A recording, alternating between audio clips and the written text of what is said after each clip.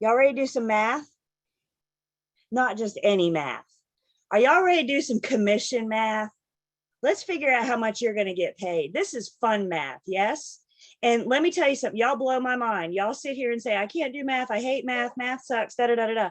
But when it comes to calculating your commission, I give you 6 months in the industry. I give you 6 months. And when that buyer calls you and says, I'm interested in seeing 123 Main Street, while you're looking it up, you'll be able to calculate in your head how much you're going to make when you sell 123 Main Street to that buyer. Some of you down to the penny. So commission math is good math. It's math that we want to know. So this is where we're heading, and we're just recapping really quick. We left each other on Tuesday, and what we're looking at here is our commission map. I don't want to call this a formula because this doesn't tell us how to do the math, but it helps give us a guideline. It helps give us an idea of what that commission is going to do and the different splits that commission is going to take. Remember, each step is going to require a new T-bar. Okay. You also have this commission map on page 242.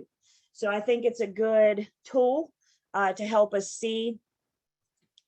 And then we briefly, good morning. Yes, I got you. And then we briefly kind of introduced you guys to some basic T-bars. We're not engraving these in stone because every problem is different. But remember what we said, you guys, if you use the map, whenever you're working your way down, the steps you're going to take is multiply, right? So when you're looking at the T-bar, what are the two things you multiply? The bottom left by the bottom right. So every step, you multiply this step, you multiply this step, and you multiply this step. So you can kind of use that as your guide. When you're working up the commission tree, you divide. And remember what the divide is, this number on top divided by one of these numbers on the bottom. Everybody with me? So using the map, again, you're not getting a formula. I'm not giving you a formula here. I'm giving you a map. I'm giving you a guideline. And if you're given total commission and you're asked how much the listing firm is going to collect, you can use multiply, and that can help you form the T-bars. Okay, so that's what we're trying to say. We're using that as a guide. So again, good morning. As a quick reminder, this is a general idea of what the T-bars can look like. Every single one of these commission problems is different. And the only way I know how to prepare you guys for your exam and the commission math that you're going to see on your exam, y'all ready for what I have to say? The only way I know to prepare you guys is to have you practice. Because the more of these commission math problems you do, the more you're going to kind of expose yourself to how to work these. Okay, but in generally speaking, good morning. We're going to start with, we need to generally find the total commission. That total commission is split between the sides. So once you find the total commission, for the most part, again, generally speaking, then we split it between the sides. And then the side splits their commission even further. So it depends on what the problem's asking you. If it's asking you what the firm is going to collect or what the agent is going to collect. Guys, we're going to go through these problems. I got some we're going to work together. The first few we're going to work together. I'll turn you loose and let you work a couple on your own. And then we'll look at seller net. And then I'll show you the various places that you guys have to get additional practice on your own on commission math. Please, please, please remember, the math alone on either exam can't fail you, right? So we're going to go over the math. We're going to cover the math, but we're not going to get bogged down and spend all morning on the math because we got to move on to stuff that other stuff you're going to be tested on. So we are recording. If you find yourself struggling, I encourage you to go back through at your own pace. You can pause me on the recording. You can rewind me on the recording. You can't do that in person, right? So if you feel lost, please just bear with me. And I encourage you to go through at your own pace and look at it on your own. But I want to get through this so we can get back to covering other important testing stuff. Fair? Fair. All right. So here's our first commission math problem. What do we do first when we see a math problem? What do we do first? Just read the dang problem. Just read it. So this says a home is listed for $230,000 and sells for $227,000 with a 6% total commission being charged. The listing firm is cooperating with the firm who produces a buyer by offering them 2.5% of the sales price. Based on this information, what is the listing side commission on the sale? We mentioned the other day, particularly with commission math, they like to give you more information than what you need. And that more information than what you need is called a distractor. What is a distractor's job? To distract you. So by knowing the commission math, by knowing the formulas, it helps rule out distraction. So right off the bat, I have a list price of $230,000. Is my commission based off of the listing price?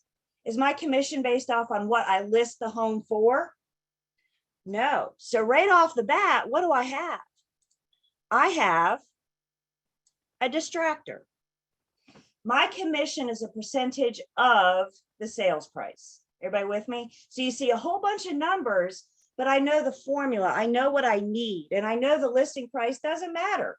You can list it for whatever, but it's not until you have a buyer willing to pay. And that's what our commission is based off of. So we have a 6% total commission being charged. I know in commission math, I can use T-bars. So I just go ahead and throw myself down a T-bar. And the first thing I need to find is that total commission. Total commission is based off of the sales price of $227,000, and it's a 6%. What does the up-down line mean on the T-bar? And what does it mean when you're working down the T-bar? What step are we going to take? We're going to multiply, aren't we? So we take 227,000 times 6%. I get total commission of 13,620. Step one, we have to find total commission. Then it goes on to tell us that the listing firm is cooperating with the firm who produces a buyer by offering them 2.5% of the sales price. What does, actually, I think I just took an extra step, but that's okay. It happens sometimes in math, doesn't it? What does the word of mean in a word problem? What does the word of mean in a word problem? Multiply. So I actually did not do this on purpose, but it's a good way to show you guys. Sometimes in math, you may do things that you don't need, but it's part of dissecting the problem. So the problem actually tells me it's 2.5% of the sales price. So we found total commission, and then I realized we didn't need that information. In this problem, it doesn't help me. The listing firm is cooperating with the firm who produces a buyer by offering them 2.5%. So we got the listing firm and the selling firm. Listing firm is the one working with the seller. The selling firm is the one working with the buyer. So if the buyer's firm is getting 2.5%, total commission is 6%, how much is the listing firm collecting? You can tell me in a chat. Total commission is 6%. I'm giving you 2.5%. So how much do I have left to collect for myself? 3.5%. So now I know, based on this information, what is the listing side commission? 3.5%.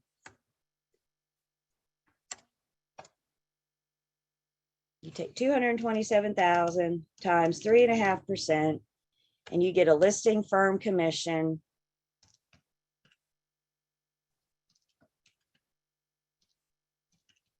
Yeah, 7,945. And again, you guys, sometimes in math, you take an extra step that come to find out you don't need. That's okay. Did I hurt anything? I'm analyzing the problem as I go. I'm interpreting it and dissecting it as I go. I gave myself an extra step. I gave myself an extra step, and I'm aware of that now, but it's all part of working through it sometimes. Oh, what did I do? I got carried away. 7,945. So 2.5% is going to whom? 2.5% is going to the buyer. And what do we focus on? What is the listing side commission? If I may, I'm going to erase all this. I'm going to start over for 1 second. I feel like we got a lot going on. Again, remember our commission map. So I started with the sales price of 227,000. And if you're mapping this out, if you're a visual person and you want to map it out, this is going to be the list side. This is going to be the selling side. If the selling side is getting 2.5%, then the listing side is getting 3.5%. That's what we're mapping out. And then the question may go on to ask you further, what does the listing agent get, or what does the listing firm get? So I'm getting lots of questions. How did I get 3.5%? Because the total commission is 6%. I'm giving you 2.5%. So what's left for me? The listing firm.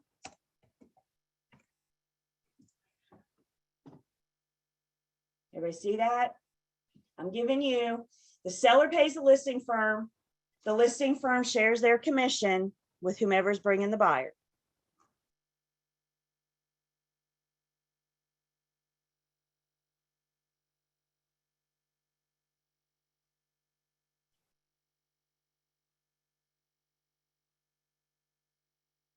Is it common to see the selling side? It's up to the firm's policy. It's up to the firm's policy. It's not always a 50-50 split. How we got, everybody good on how I got 3.5% now? Yep. You can't always rely on it being a 50-50 split. Commission, total commission is an agreement between the seller and the listing firm. Okay, so we always do what the problem tells you. Always do what the problem tells you. All right, let's try another one.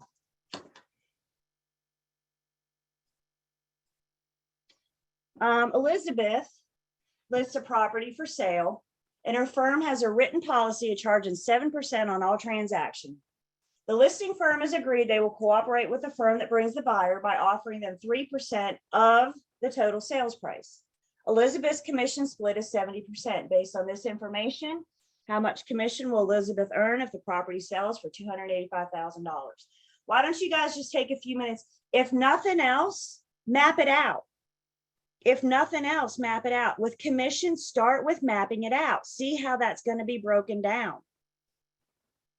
And if you want to take it a step further and do the math, but let me give you guys just a minute to map this one out first.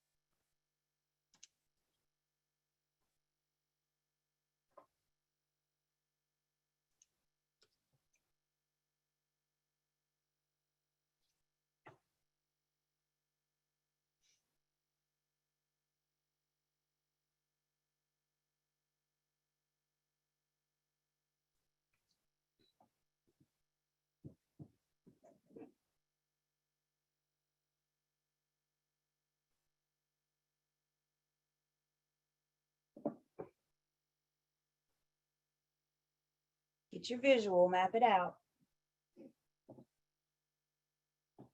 Give you about 30 more seconds and then we'll map it out together.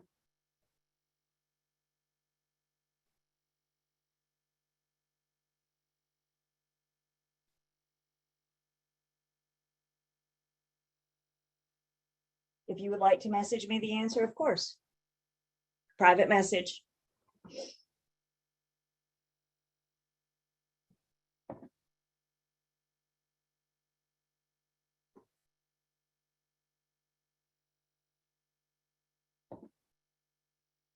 Okay. So just to map it out for, are you guys a visual person? I'm a visual person. I need to see. And when I read this math problem, we were talking about this right before class started. You read this math problem and you go, what? So the best way to take a word problem, if you can, is take those words and put it into a visual, put it into an image. And that's what the map gives us. So we start with a total sales price, of $285 and a total commission of 7%. And then from there, we're going to make a split between the sides.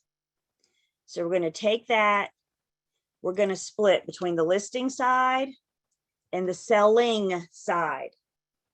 Is this a 50-50 split? Is this a 50-50 split?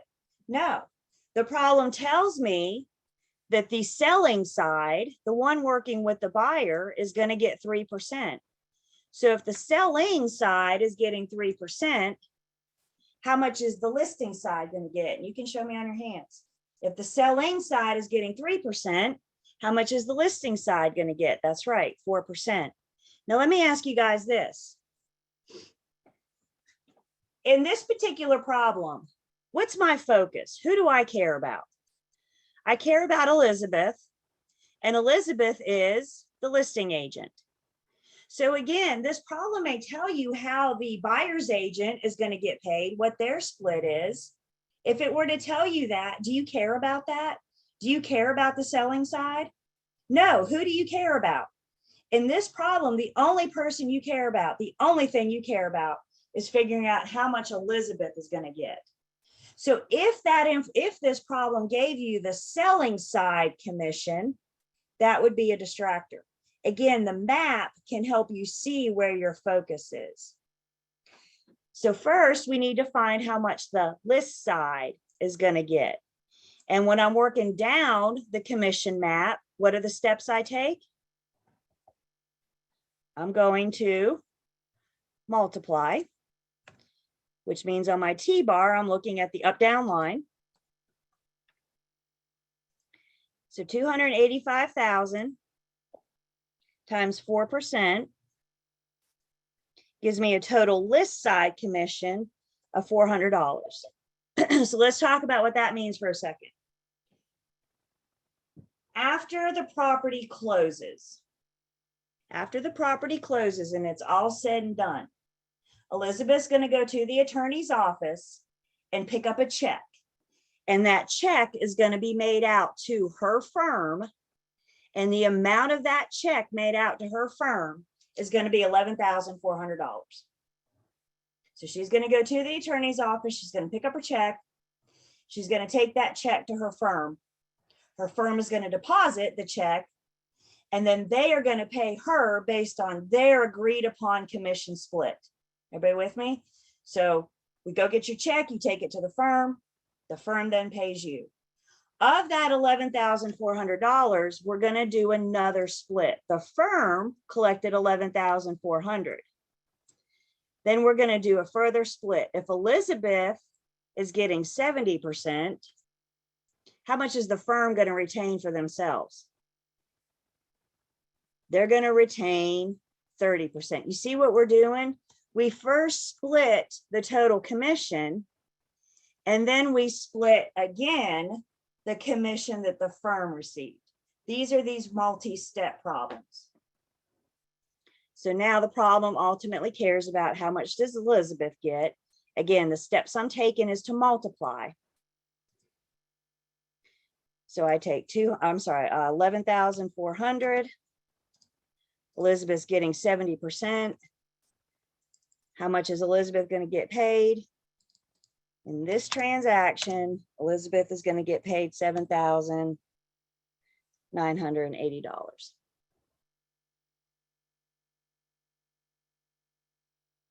Yep, and you can do it several different ways. So however you see it, however you see it. Did you get the right answer? That's my question to you. Did you get to the mall? If you got to the mall, then you did it right.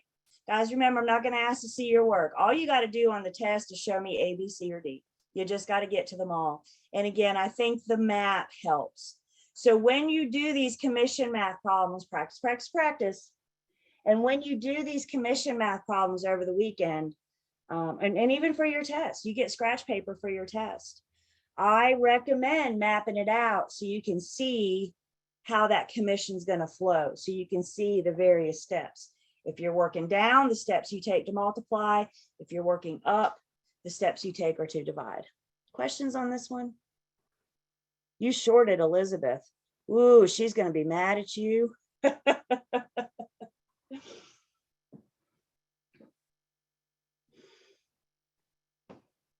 I need you guys, when you affiliate with your firms and you join, I need you guys to learn how to calculate your commission.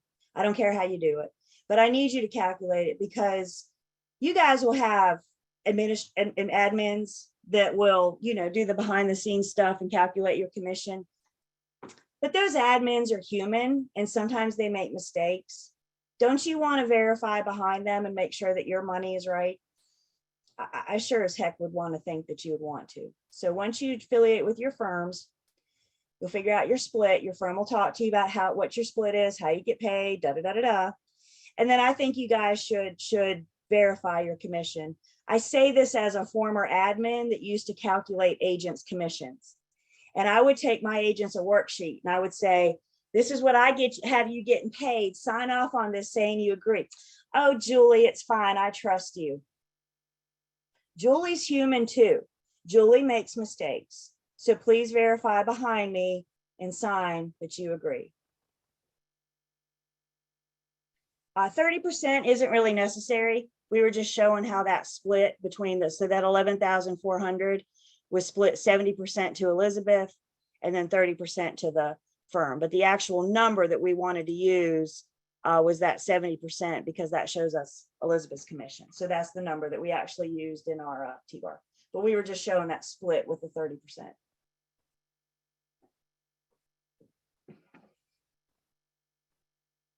Okay, are we having fun yet? Good times, huh? All right. It is going to be fun. I like commission math. Commission math means you're getting ready to get paid. That's why it's fun. All right, let's look at another one. Again, you guys just take a few minutes. At the very least, just map it out. Even if you're not ready to pick up a calculator yet, just map it out. Read it first.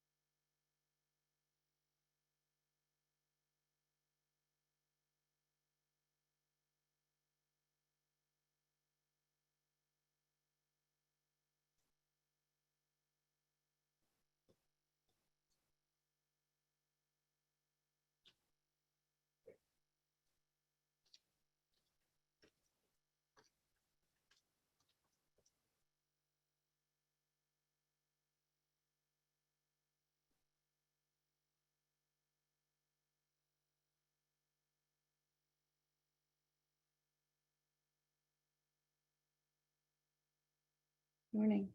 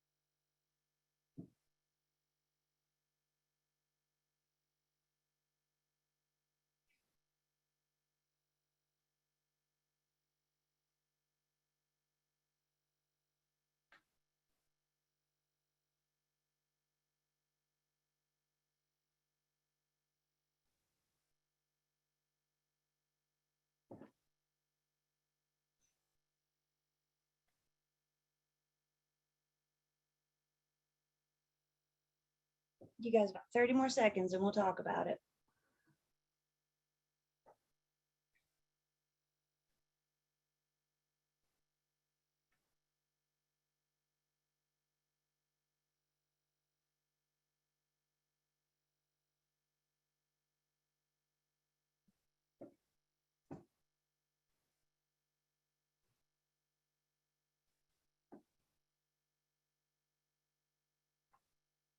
I still love it when y'all answer me with a question. All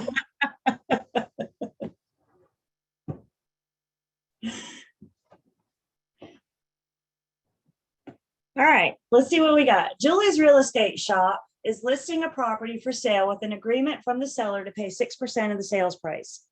The listing firm agrees to compensate the selling firm with 40% of the total commission when they procure a ready, willing, and able buyer. How much will Julie's Real Estate Shop collect on the transaction if the home sells for $300,000? Again, this one's different than the one we saw before, right? We're not going to take it a step further and figure out how much the agent's going to get paid. Evidently, Julie's Real Estate Shop doesn't really care about that. Julie's Real Estate Shop just cares about what? How much am I going to get? What's the check you're going to bring me after closing? So if we first just start with mapping this thing out, let's put this in a visual. At the very top, we have the purchase price of $300,000, and we know that it's a 6% commission. And from there, we're going to split it between the list side and the selling side. And that's the only splits we're going to take, right? That's our map in this problem. We're not going to take a further step. In order to calculate, well, let's see, if the selling firm is getting 40%, how much is the listing firm getting? If the selling firm is getting 40%, then the listing firm is getting 60. And with ones like these, again, and this is what I mean, guys, they're all different. And the only way I know to help you is to expose you to the different types of commission problems you can see. Notice here it says that the 40%, thus the 60% is of the total commission. What does the word of mean?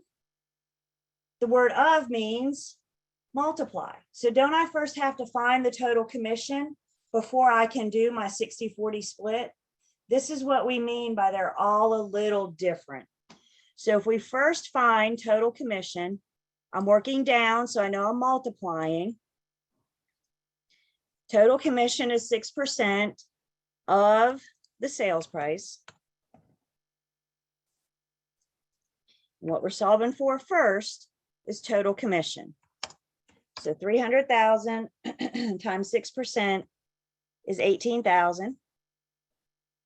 So the total commission, back to our map, the total commission of 300,000 is now $18,000. Do I have everybody so far? I first have to find what the total commission is. So now I know how to split that. If the selling side is getting 40%, the listing side will retain 60%. And that 60% is of the commission. So now we can use another T-bar. I'm still going to multiply. So if nothing else, we know where to place the figures in the T-bar because we know we're working down, so we know we need to multiply. Now I take 18,000 times 60%. And how much is the firm going to collect? $10,800.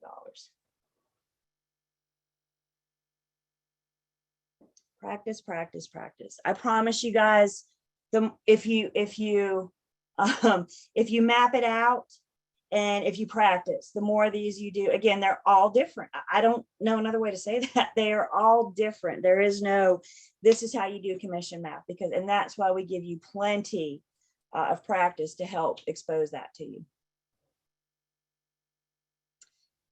The math that we just looked at is typically, every firm is different, we know that. But the math that we just looked at is typically how the residential sales will get paid. So you split the commission and then you to the side and then you split the sides. And that's pretty typical, pretty traditional for residential. Commercial tends to get paid a little bit different. And when it comes to commercial commission, I don't really have a formula. The best way I know how to look at commercial commission is just to kind of heave-ho you guys into the deep end. I don't really have a formula to look at, but the commercial commission is referred to as graduated commission. So if you guys have a graduated commission problem, and this is what this is going to look like, graduated commission. A firm pays their brokers a commission based on the graduated sales commission plan. Per the agreement, the firm will pay 5% commission on the first $200,000 of the sales price, 3% on the next $200,000, and 1% on any amount over that. How much commission will the firm receive on a sales price of $900,000? So first off, what we mean by a graduated commission is it's not a percentage of an entire amount. We're doing it in tiers. We're going to do this one in layers, if you will. And the way that we do these, first start with the sales price. Commission is almost always calculated off of the sales price. So in this case, I have a sales price of $900,000. The problem tells me that on the first 200, we're going to collect 5%. On the next 200, we're going to collect 3%. And then we're going to collect 1% on any amount over that. So I started with 900, I deducted 200, and I deducted 200. How much do I have left? How much do I have left? 900 minus 200 minus 200 tells me what I have left is $500,000. And that's what we're collecting the 1% commission on. Do I have everybody so far? I started with 9. We're going to do 200,000 on the first 5%, 200,000 on the next 3%. I'm sorry, 200,000. What did I just say? 3% on the next 200,000. And then 1% on any amount over that. So start with your sales price, deduct the first layer, deduct the second layer, and that helps you determine how much is left. Any questions so far? How I got to the 500,000? You see how we're tiering it? Pretty much we just took that problem and put it into visual, didn't we? I mean, there's your formula. I just don't know how to put that in words yet. So then we just do what the problem tells us. If you take 200,000 times 5%, I get 10,000. If I take 200,000 times 3%, I get 6,000.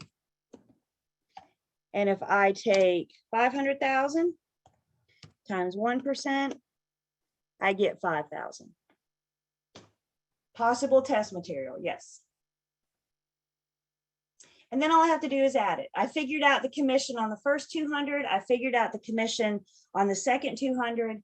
And then I figured the commission on anything over that. So how much is the firm going to collect? $21,000. From there, that $21,000 is going to be split between the firm and the agent.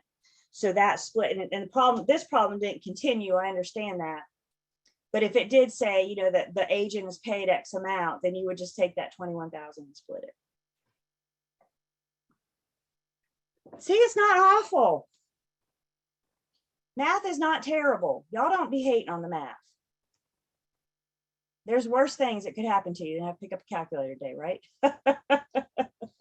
Not terrible. Questions on this?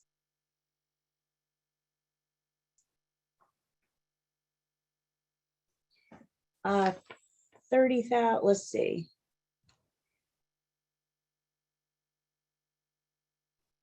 I'm not following that question.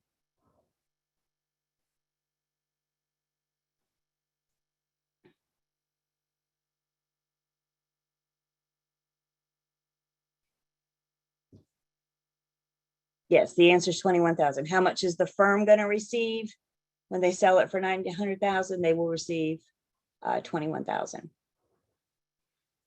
Somebody asked about a 300,000. I'm not following that. What we did was take the 900 minus 200 minus 200, and what I'm left with is 500.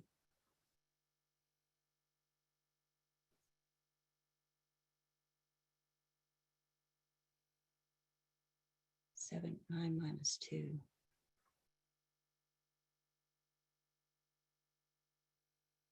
So we didn't have we stopped at the we didn't have another 200,000. We had 5%, 5% on the first 200,000, 3% on the next, and then 1% on any amount over that. So I didn't have another, and maybe the problem would give you another 200,000, but we always do what the problem tells you.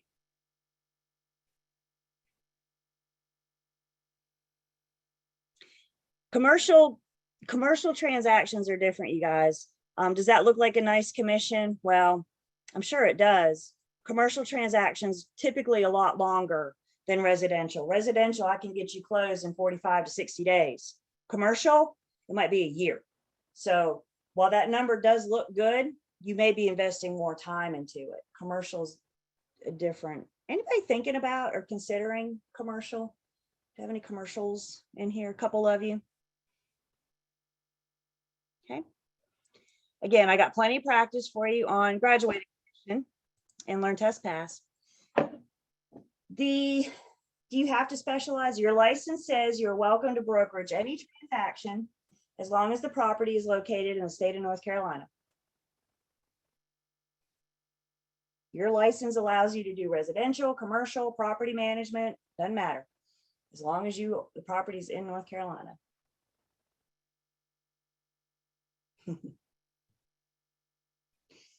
The other math in Unit 8 is seller net.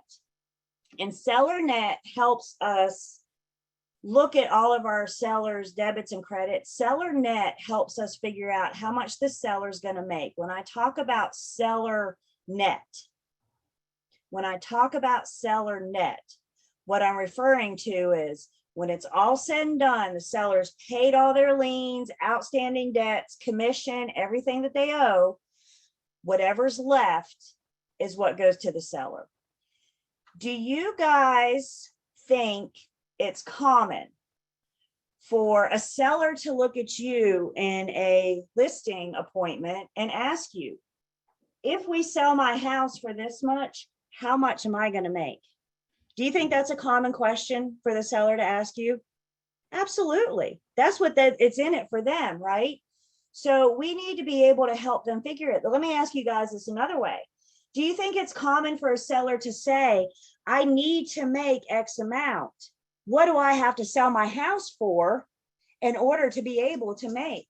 I've had sellers look at me before, guys, and say, if I can't make X amount, then I can't afford to sell. Don't I have a heck of a material fact on my hand at this point? Something of specific importance to my principal.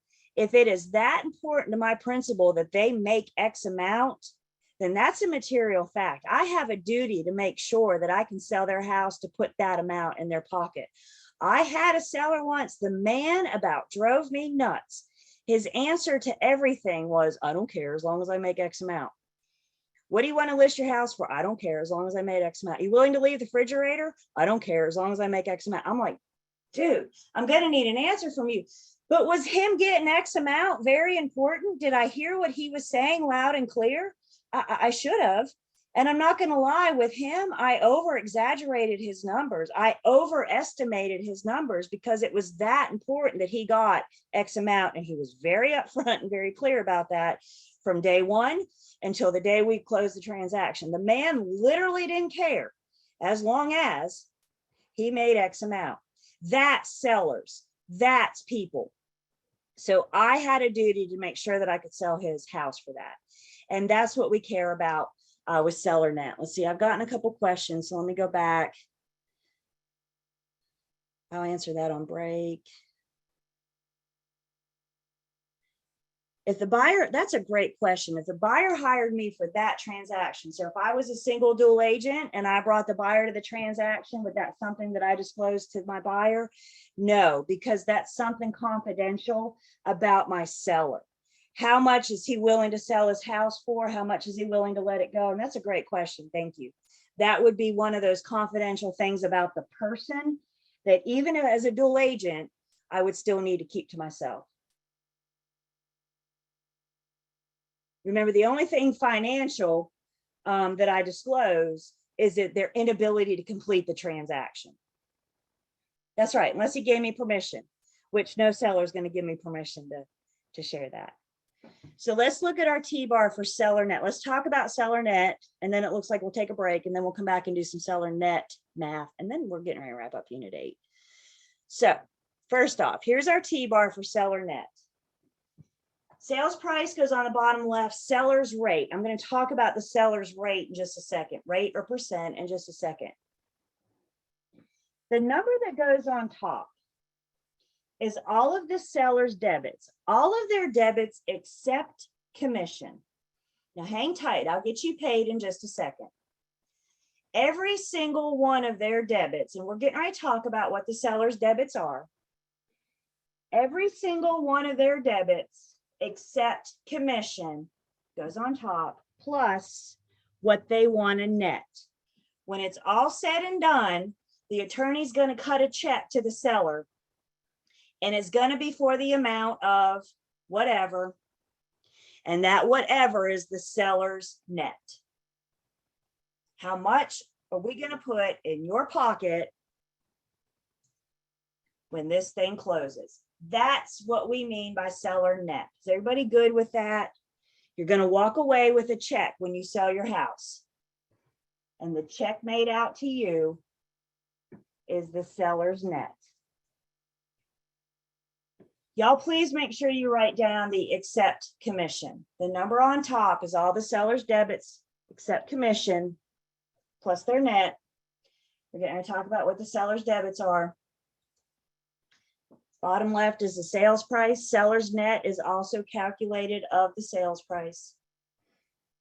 And then you have the seller's rate or seller's percent.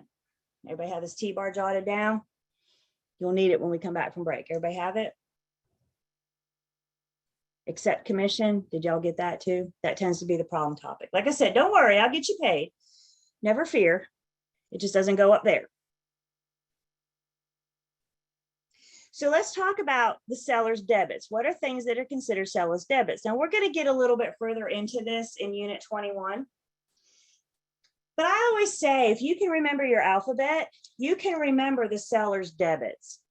The things that the seller are typically responsible or paying for are CDE. The seller is responsible for paying commission. The seller is responsible for paying the deed preparation fee. The attorney has to get the deed prepared to take it to closing for the seller to sign off on it to convey it to the new owner. So the seller pays to have their deed prepared, and the seller pays excise tax. We talked about excise tax back in Unit 5. 5/100ths of the sales price. Never have change, always round up to the nearest whole dollar. In addition to CDE, the seller is also responsible for paying any of their outstanding liens and mortgages. They're responsible for paying any delinquent taxes. Let's say the seller never paid 2021 taxes. They just didn't pay them. They would have to pay 2021 taxes before they could convey the property.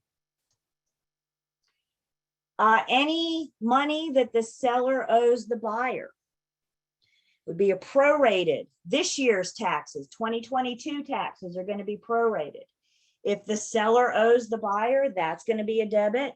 We're going to talk about prorations and how to do that math in Unit 21. Any agreed upon repairs, anything having to do with the seller is going to be a debit to them. Personal property taxes, if they owe personal property taxes, either delinquent or current. So the attorney, we got the sales price, and the attorney is deducting all this stuff from the seller. And at the very end, whatever's left, if anything, goes to the seller. Everybody with me so far? So understanding the seller debits. And again, we'll revisit this a little bit further in Unit 21. So understanding the seller's debits is one piece of it. The other piece of it is understanding the seller's rate. And when it comes to the seller's rate, let's think of pie. What's your favorite pie? Let's imagine that the entire pie is 100%, and that 100% represents the sales price. So this entire pie is 100% that represents the sales price. Of the entire pie, of this 100%, the seller agrees to give the listing firm a commission, for example, in this case, of 5% commission. The seller is giving you a piece of their pie. So they start with their whole pie. They give you a small piece. If the seller's giving you a piece of their pie, if the seller's giving you 5%, why don't you guys tell me in the chat what's left for the seller? If the seller's giving you a piece of their pie, how much of the piece of the pie? The seller's hungrier than the agent, aren't they? So how we calculate seller's rate is you take 100% minus the agreed upon commission, and whatever's left is going to be your seller's rate. Seller's rate is 100% minus commission. So remember I said earlier, I'll get you paid. Don't worry about it. I'll get you paid. I'm actually paying you from the seller's pie.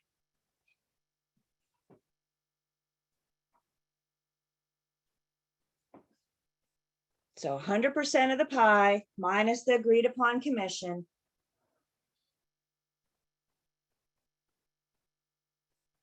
gives us whatever's left is going to be the seller's rate. I'm going to go back just for 1 second. Let's go back to our T-bar. Again, the number on top is all their debits plus their net except commission. Commission is calculated by figuring the seller's rate, by deducting your piece of the pie. And whatever's left goes to the seller.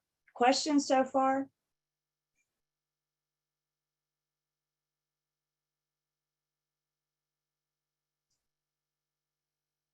Debit, IT. Did I misspell it? Spelling's not my thing.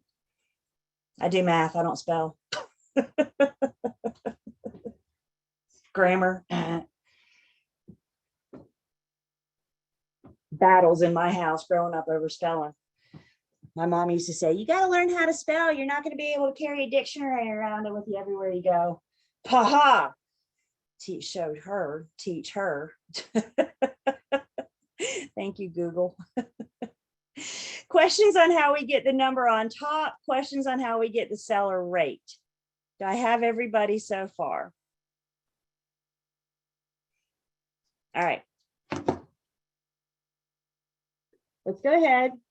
I don't want to get started on something, and so let's go ahead and take our break. When we come back, we're going to do a problem together, and then we're going to wrap up Unit 8. So let's take 10.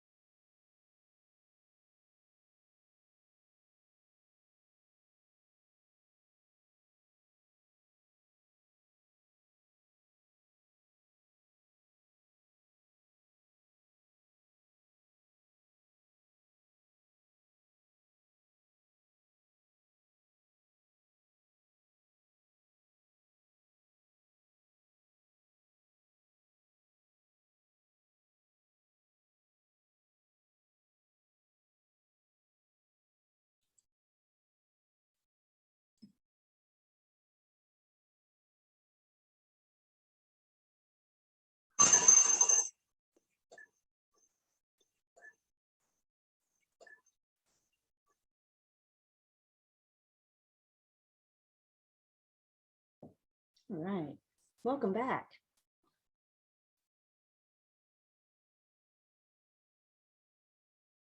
Someone had requested the link again for the YouTube channel, so I put that in the chat over break. If you need the YouTube channel, it should be in the chat. So you can just click on it and then save it or bookmark it or something so you know to reference it, of course. And we're back, so we're going to take attendance. Cameras are on. And you guys there? You guys there? Okay. All right. You froze on me for a second. So we have our formula for seller net. Everybody have that jotted down, your T-bar written down. Debits and net, everything except commission on top. Sales price bottom left. Percent or rate always goes where? Julie says the percent or the rate always goes in the bottom right. So this is our formula. Again, understanding things that are the seller's debits. We're going to add everything up except for commission that goes on top. And then figuring out the seller's rate. The whole pie minus whatever commission. We just gave the example of 5%. So how much is the seller going to retain? The seller is hungrier than the firm, right? As hungry as the agent is, the seller is hungrier. They get the bigger piece of the pie. And that kind of makes sense, right? Does that visual help see how that sales price is divvied up? We're going to divvy it between the seller and the firm. So with all that being said, here's a problem for you guys. Take a few minutes. See what you think. If you want to share your answer with me, you can do so in a private message, please.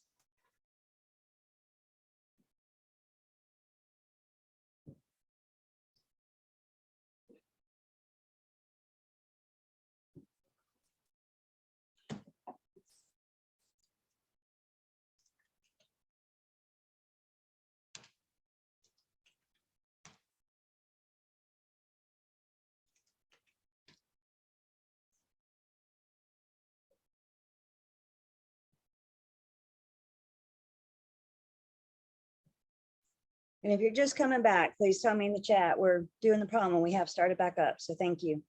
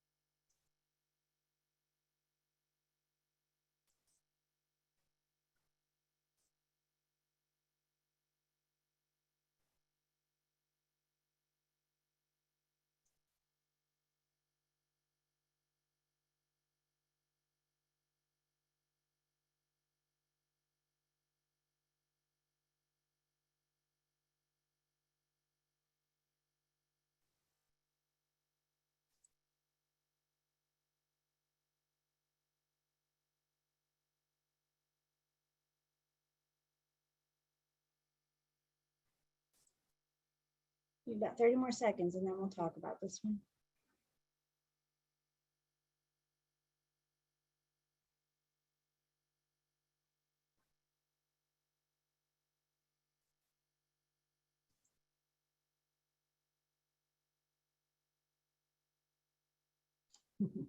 Two question marks.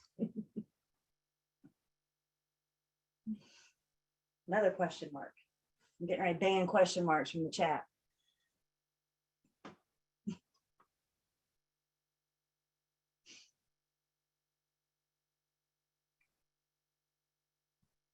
Okay.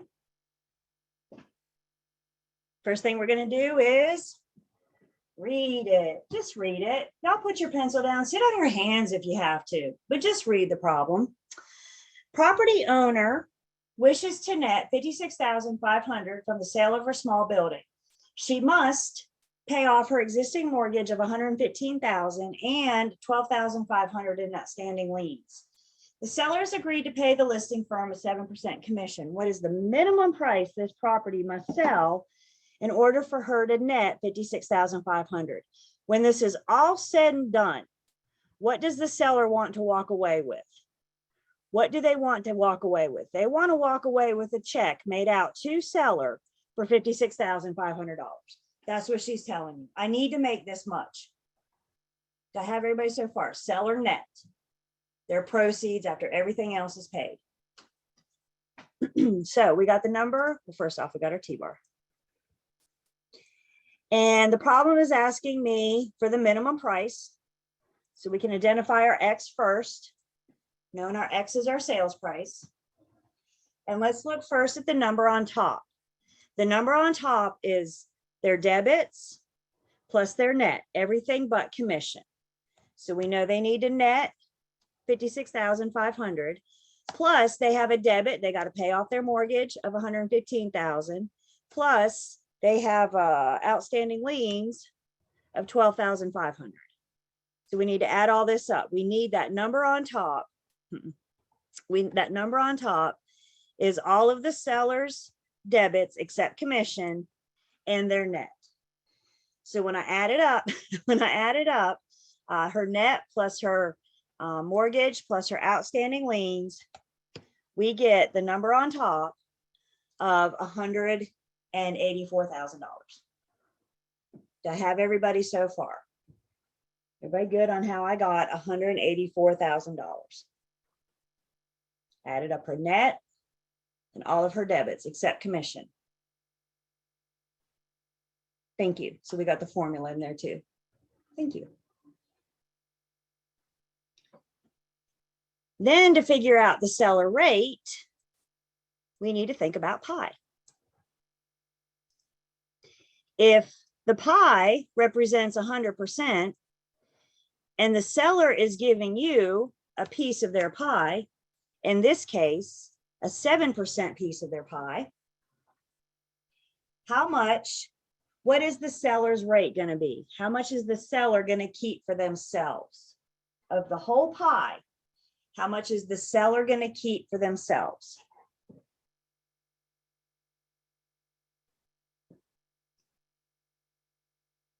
How much is the seller going to keep for themselves of the whole pie?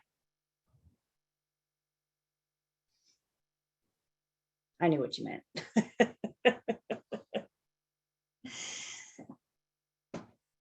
So we take the 100%, which is the whole pie, deduct what they're going to pay commission, and then whatever's left is what they're going to keep for themselves. So the number that goes down here is 93%. So I have their debits and their net, everything but commission. Commission is not figured on top because commission is figured by giving you a piece of their pie. That's where we figure commission. The seller gets 93%, you get 7%. Back fourth line in the T-bar means what? Divide. So we take 184,000 divided by 93%, and I get a minimum sales price of $197,849.46. This is the minimum. What this means If I sell this home for anything less than that, the seller's not going to net $56,500 because they still have to pay off their mortgage. Yes. They still have to pay off their outstanding liens. Yes. They have a listing agreement promising to pay you 7%. Yes. So they can't waiver those fees. They have contractual agreements to pay. So the only thing, if you sell their house for less than that, it's going to come out of the seller's net. And if it comes out of the seller's net, do you have a happy seller at the end of the transaction? No, because you didn't get them the $56,500. If you sell it for more than that, the seller's going to make more than $56,500. Now, do I have a happy seller? You better believe I do. Once we figure out this sales price, just kind of in practice, once we figure out the sales price, y'all don't make any kind of guarantees yet. Before I promise the seller, or before I make any kind of thing like, sure, I can sell your house for $197,849, $46. Once I know this minimum sales price, then I'm going to take this number, and that's when I'm going to do my comparative market analysis. And I'm going to do my CMA. We briefly mentioned that back in Unit 8 to determine the sales price. We're going to talk more about the CMA in just a second, or Unit 17, not a second, Unit 17. So let's say, for example, you do a CMA and you get a probable sales price of $165,000 to $170,000. Does it seem, if this is the probable sales price, does it seem that I could sell their house for $197,849.46? I did my CMA. I came up with this probable sales price. Can I sell their house for $197,000, $198,000? Not according to the CMA that I did. So before you guys agree to take a listing, you need to make sure that you can get the seller the sales price they need to get the net that they need. And that CMA piece is what we'll talk more about in Unit 17. Do sellers have a net? Do all sellers have a net they want to make? Nope, all sellers are different. Broker priced opinion is almost the same thing as a CMA. We'll talk about both in Unit 17, and we'll talk about what the difference between the two is when we get there. I see light bulbs clicking on. That makes me happy. Practice, you guys. Practice, practice, practice. Fair enough? We could do this all day. It's really easy to watch me. The true indicator is, can you do it on your own? And that's why I encourage you guys to practice so much. I'm with you in spirit on your test, but I can't sit there and with you actually. So I gotta wean you off. All right. We have together survived agency. We are done with Unit 8. 7 and 8 are big units, yes? So those key terms, back on page 187. Key point review, 243 to 247. And then the student quiz from 248 to 251. I got some math practice I'll show you in just a second. Question comes in, if they're asking for a net amount, don't we need to know how much they owe first? That's exactly right. Remember, we saw our listing agreement where I actually asked the seller, what are your outstanding mortgages? What are your outstanding liens?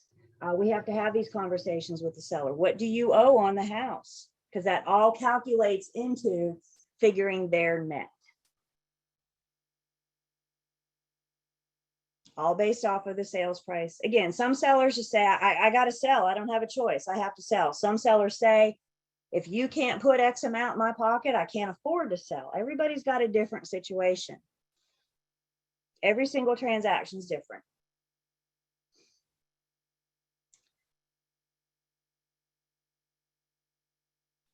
Specific liens and general liens. Yep, they got to pay it all off. Anything, all recorded liens, specific and general. Yep. Then for the math, you got your math concepts, page 242, 243, gives you the commission map. Here are those 50 problems in the back of the book These are the numbers that relate to Unit 8 math. So there's 50 problems in the back of the book. This is additional. Again, I consider these 50 problems in the back of the book like 201. So do the ones in the back of the book once you've mastered the ones in Unit 8 at the end in the unit quiz. And then I got some commission worksheets for you guys in Learn, Test, Pass. We'll look at that in just a second. Question comes in. What if they can't afford to sell? They got to take it at a loss. They may have to bring money to closing. Maybe they got to foreclose. It's not a pretty situation. Guys, sometimes sellers have to bring money to closing. They're underwater. They owe more than the property's worth. We saw that a lot in the housing market crash, 2009, 2010, that era. We saw that a lot. You guys got all these numbers written down? Everybody good? All right, so let's go to Learn, Test, Pass. Let's show you where we got some extra math for you there. In the Unit 8 material and Learn, Test, Pass, I got a commission and seller net math worksheet. So it gives you some additional problems. I do include the solutions so you can see how you did, and I've mapped it out for you so you can follow the map with the T-bar. And then I also have an additional commission math. I had a request from a class a few years ago to include this, so I just left it for everybody going forward. But this is more practice on dividing the T-bar. In other words, working up the commission map. They tell you how much the agent's going to collect, and they ask you what the sales price is, or they ask you what the total commission is. So this additional commission math is working up the T-bar. Practice, practice, practice.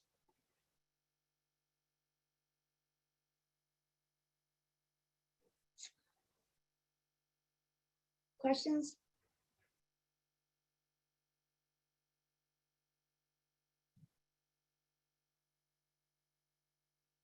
Y'all want a Kahoot? Get your phone. Get your phones. We like to Kahoot. And I will get you a QR code. This is our agency Kahoot. This is Kahoot on Unit 7 and 8. So there's your, well, it's loading. There it is. Your QR code. You can pull out your phone and scan that QR code. Or you can go to the website, or if you have already downloaded the app, you need the game pin 600459. Once you're in, you put your name in.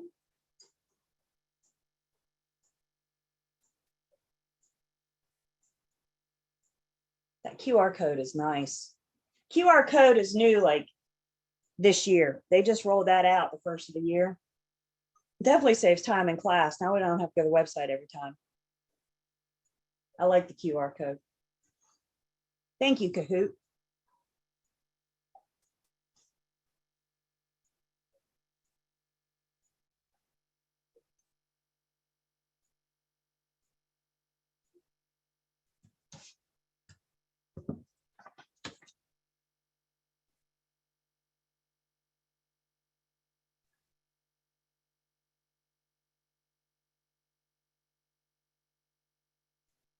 You've got one more minute to get in if you want to play.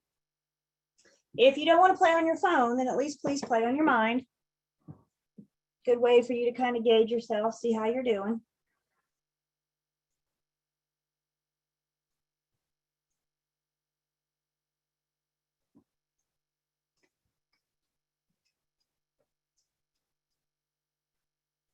Don't let your phone go to sleep either, because then you'll disappear for a second.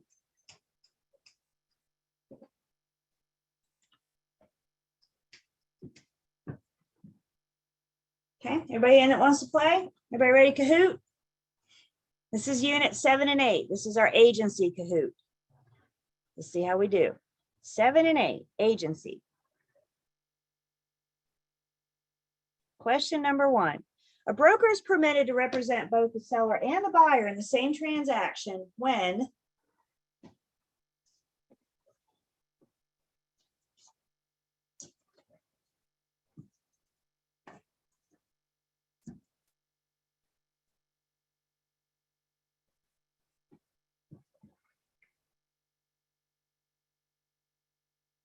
10 seconds.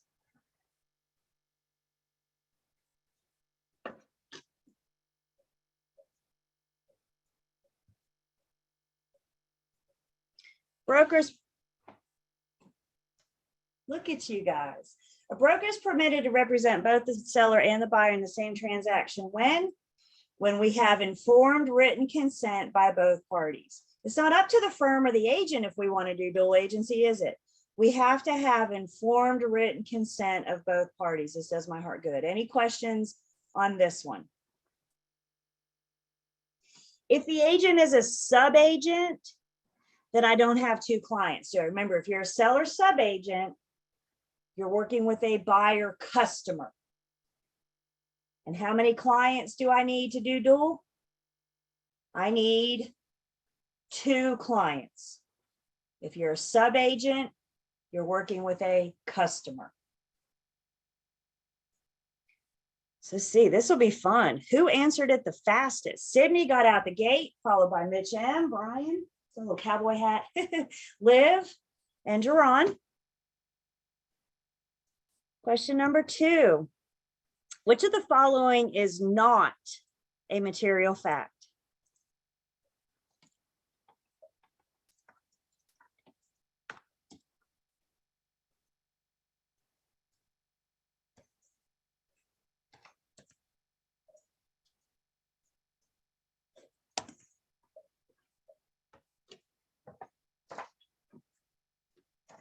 Six seconds.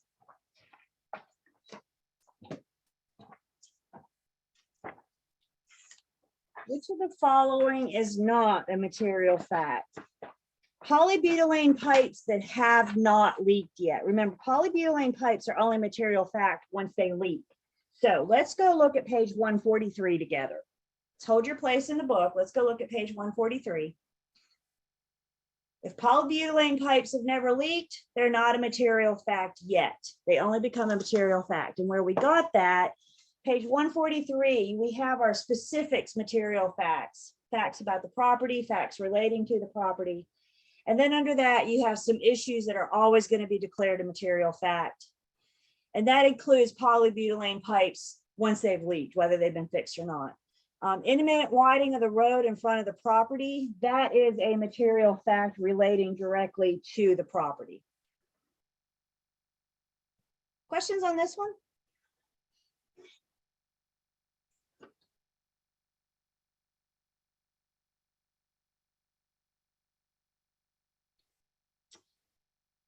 Let's see what we got.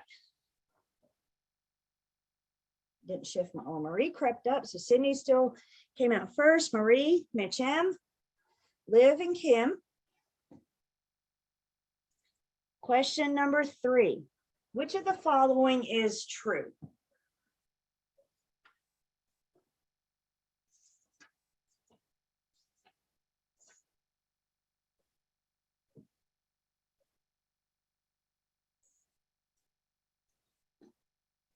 It's down here, Brittany. 600-459.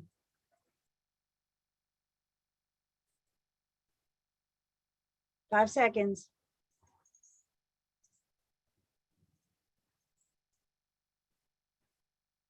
Let's look at page 149.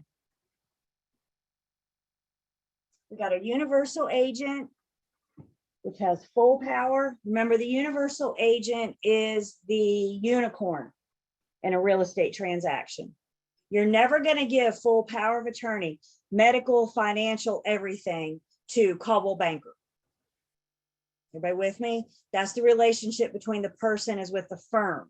You're not going to let Coldwell Banker make your full decisions. So universal agent is the unicorn.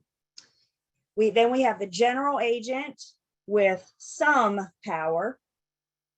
The examples that we gave of the general agent are your relationship with your firm, whatever firm you affiliate with. The other example that we gave is the relationship between the owner of a property and the property manager. The property manager has some power to make decisions. They have some authority to make decisions. And then the special agent, how much power does a special agent have? Yeah, we ain't got none. If you're going into sales, you got no power, right? Special agent is the sales agent that's working with the buyer or the seller. So what's wrong with the red one? The property manager acts as a general agent to the landlord. You have some power. The listing agent is a special agent, and you're not going to have a universal agent. Yeah, y'all stop second guessing yourselves. Have you learned that? Usually your gut instinct is your right answer most of the time. Yes. I also feel like this is a good time to fuss at you guys for changing your answers. Have you done a practice quiz yet where you've changed a right answer wrong? Have you done that yet? Stop it. Stop it. The majority of the time, your first instinct, your first gut answer is right. Don't change it unless you're like 5,000% sure. Questions on this one? I have a character limit in Kahoot, so I can only put in so much. So let's see, we got Sydney, Wayne crept up, Mitch M, Trinity crept up, and Devin crept up. Susan's our highest climber. She's up 14 places this round. Question number 4. Working with real estate agent disclosure must be given.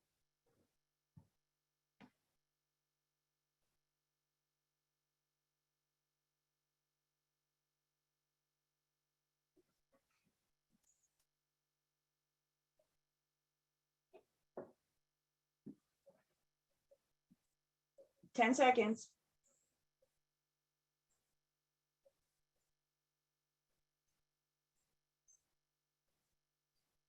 Working with real estate agent must be given to consumers in real estate sales transactions. So we're looking for sales transactions versus all transactions, the difference between this one and this one. Let's talk about this one. To all buyers upon initial contact. So what we talked about with the initial contact is the buyer's agent communicating with the seller or the seller's agents.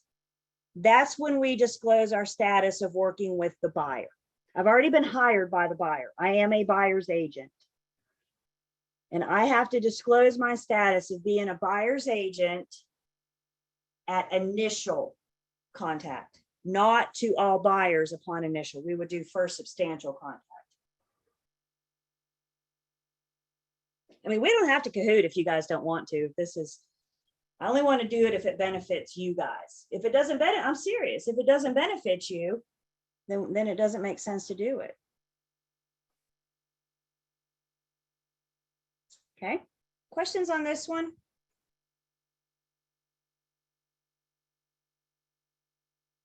All right.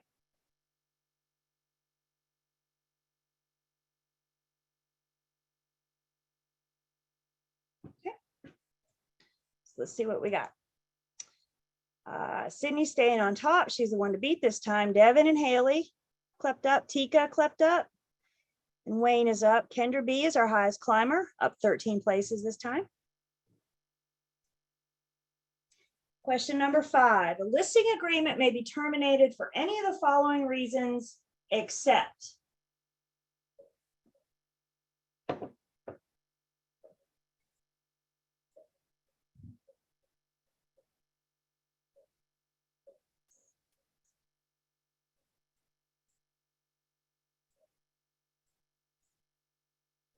Ten seconds.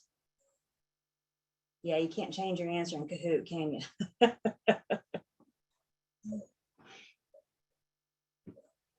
Listing agent may be terminated for all the following reasons, except if the agent's license goes on active.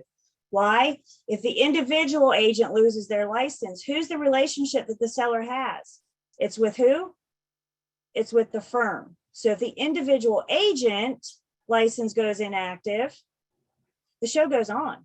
The relationship continues because the relationship is with the firm. That listing would be reassigned to somebody else by the BIC. The BIC would handle that. Sale of the property. Once you sell the property, you've done the job that you've been hired to do. Mutual agreement of the parties between the firm and the seller. And if the house burns down, I will no longer have a house to sell. So we may have to terminate the listing agreement until we can decide how to proceed. Questions on this one? Everybody good with the sale of the property? I've done the job that I've been hired to do. You hired me to list and market and sell your home. And once that deed changes hands, I've done my job. I can go to the attorney's office and pick up my firm's check, can't I? All right, let's see what we got. Sydney's staying up top. Devin, Tika climbed up. Tika's on fire this round. Wayne came up. And Marie came up.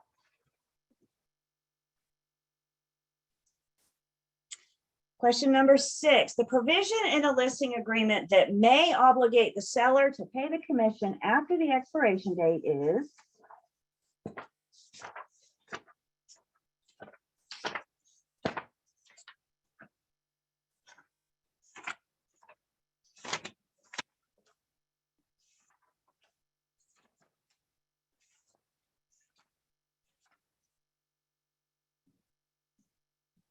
Seconds.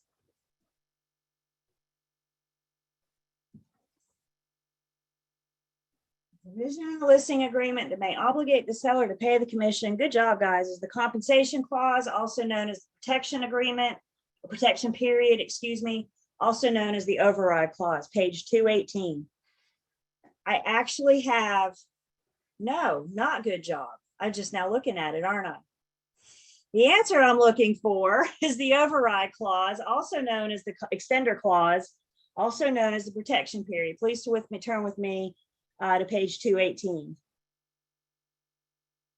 All three of those things mean the same thing. On your flashcard, I would write override clause equals extender clause equals protection period. I don't know why they have three things that mean the same thing, but here we are. Compensation clause, that's like something made up that doesn't exist. We agree to our compensation in the listing agreement. I don't have a separate clause for that. What I'm looking for is the override, also known as the extender, also known as the protection period. Questions on this one?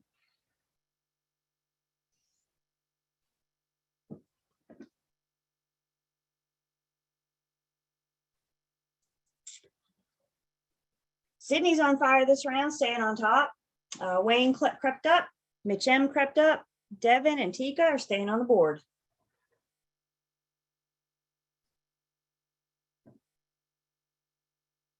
That's right. They're testing to see how well you know it. All right, do we have one more? Yes, one more. All of the following are typical provisions of a listing agreement, except.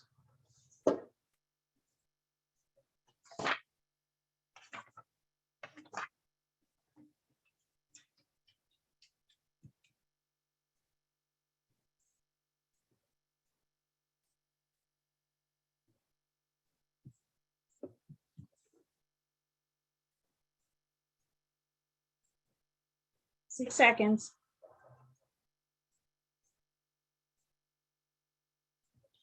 All the following are typical provisions of the listing agreement, except the responsibility of the buyer. That one's kind of tricky, isn't it? That one's almost not fair. The listing agreement is between the firm and who? The seller. So that's who our relationship is with, and that's what's going to spell out my agreements. This red one concerns me a little bit. You guys, please remember, we cannot sign or have your seller sign an agency agreement without first determining the asking price, without first determining the listing price.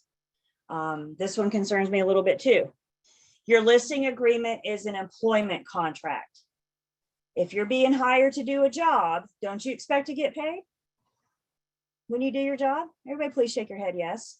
You're being hired to do a job. Do you want to get paid? Yes.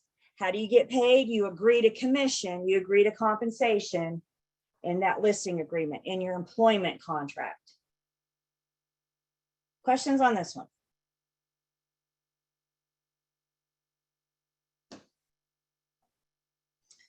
All right, the big reveal. Our third place winner this round is Mitch M. Our second place is Wayne. And our first place is Sydney. I got runners up of Devin and Shay. Ooh, Shay crept up out of nowhere. Good job, guys. Good job, everybody. Y'all want to Kahoot forever? If only we could, right? Again, you guys, I only want to do this if it's helpful for you guys. If it's not, then, but I personally like to Kahoot because it helps me to see where you guys are as a whole. I hope it helps see you where you are too. And, kind of use that. It's a good break from staring at those PowerPoints the whole time, isn't it? So it kind of breaks away from that.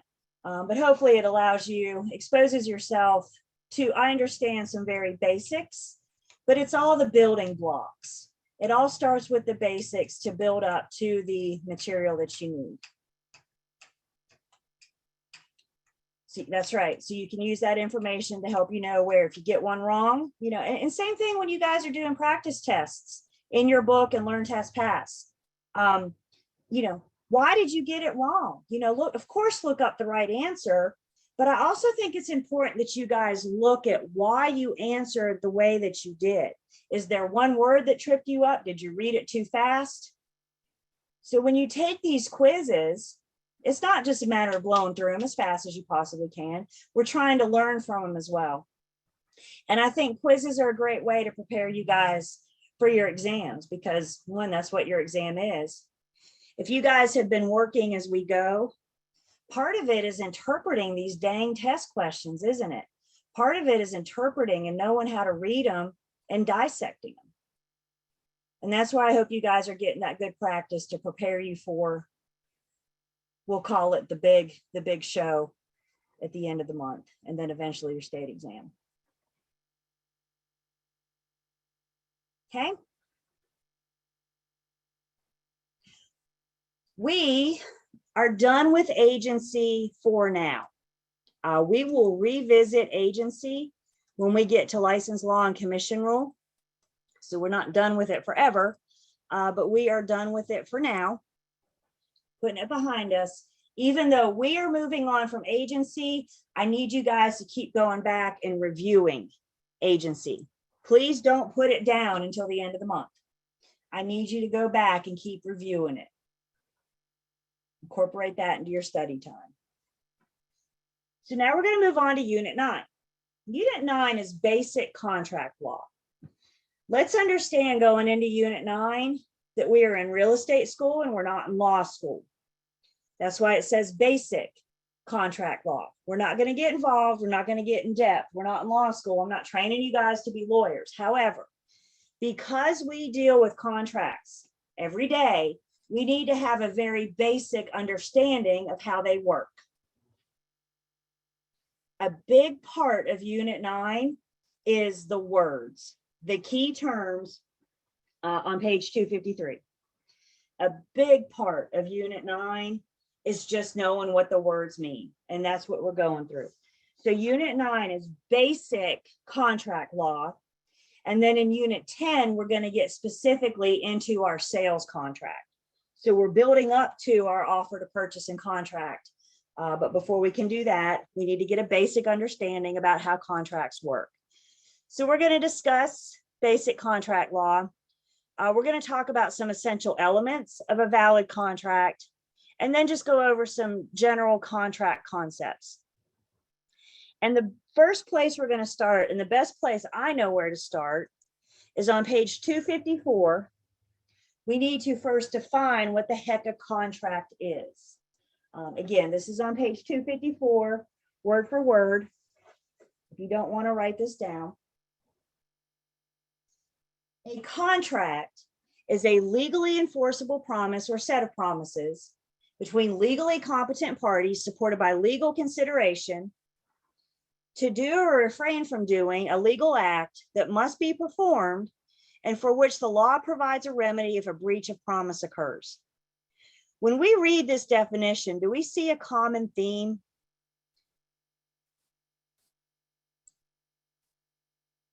How many times do we count the word legal in here?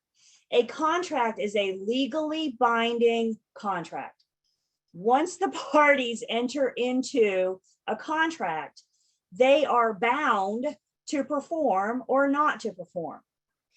And a valid contract has to have all of the terms of that agreement, and including what happens if one party does or does not do what they promised to do.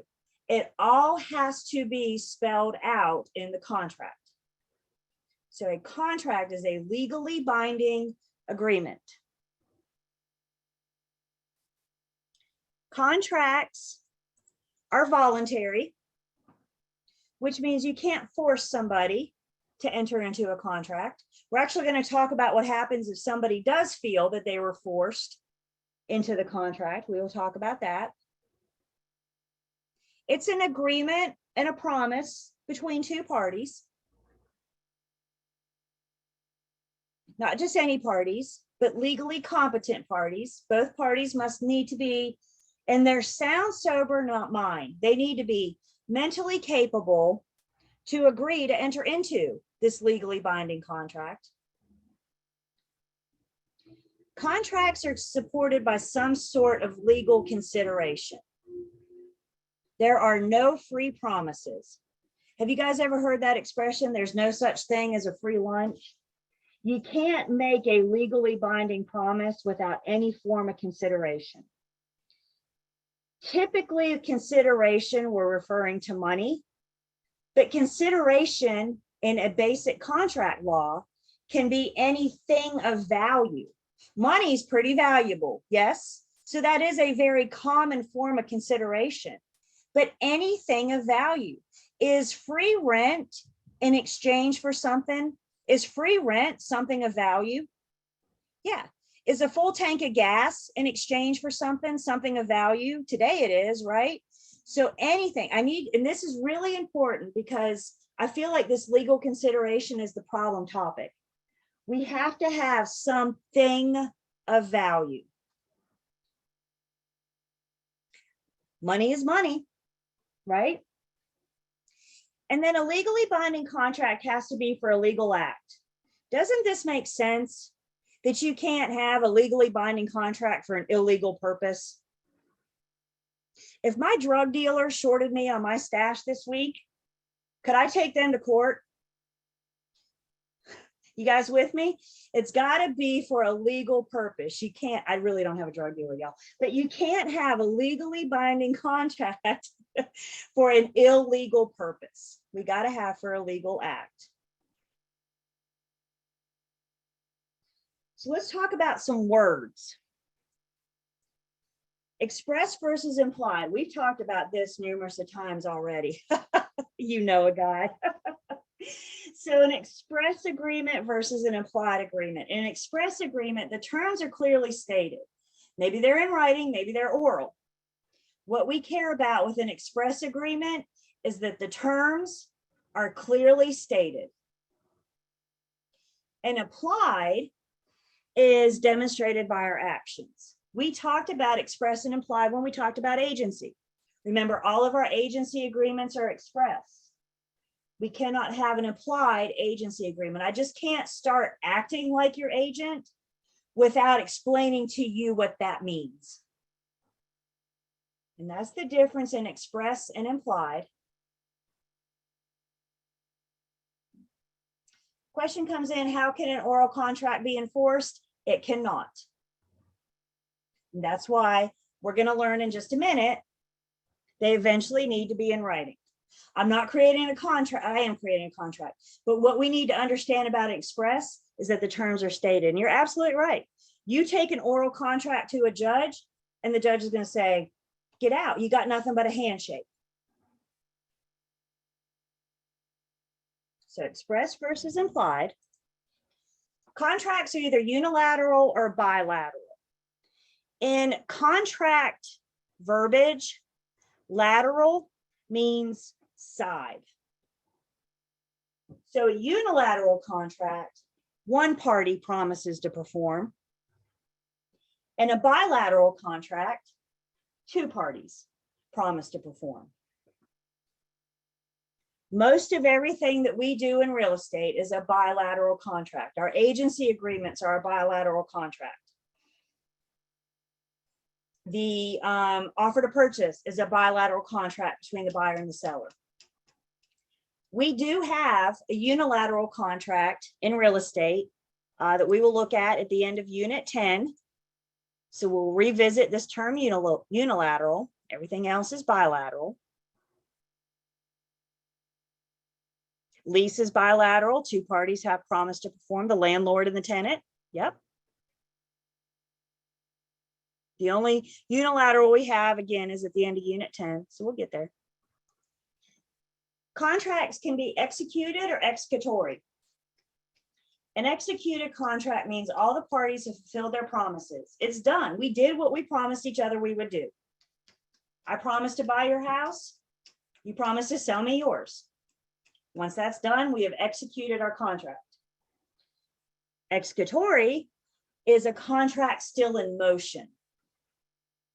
Our entire contract to closing process is an executory contract.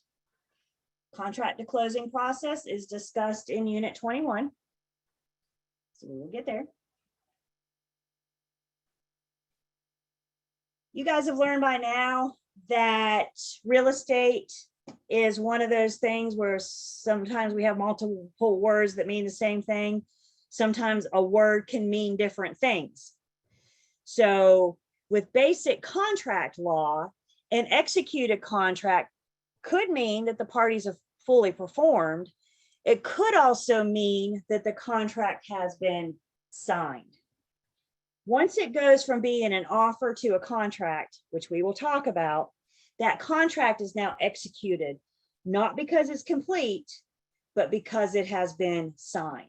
So if you hear somebody saying our offer has been executed, we're going to look at an example in just a second. And quite frankly, we just got to look at the context clues. So executed either means it's been fully performed or it's been signed. So buyer and a seller signed, i.e. executed a purchase agreement, creating a legally binding contract. The closing took place 6 weeks later. Prior to closing, the contract was executory, meaning that its terms remain to be performed. With the completed real estate closing, the contract becomes executed. Now that it's done, we mean that the contract terms have been fully fulfilled. The seller sold and the buyer bought. When we get to Unit 10, we'll look specifically at our sales contract. As of July 1st, 2022, this year, our offer to purchase and contract is now 16 pages. It takes the parties 16 pages for the buyer to promise to buy and the seller to promise to sell. It takes 16 pages to say that. We'll see that when we get to Unit 10.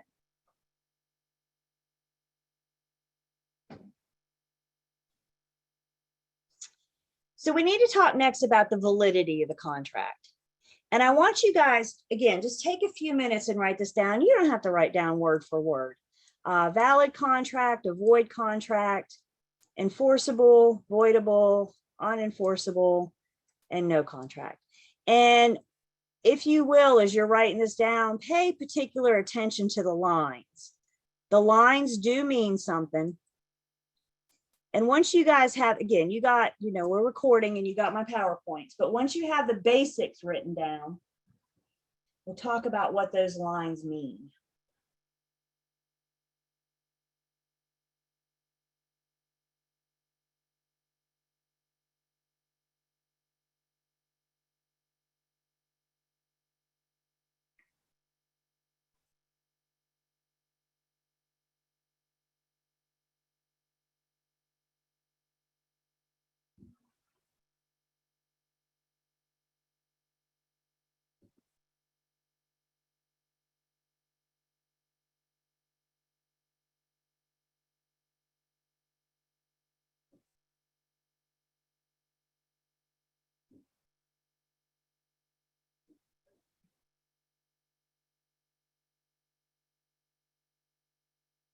Cindy, can you ask me that in a different way?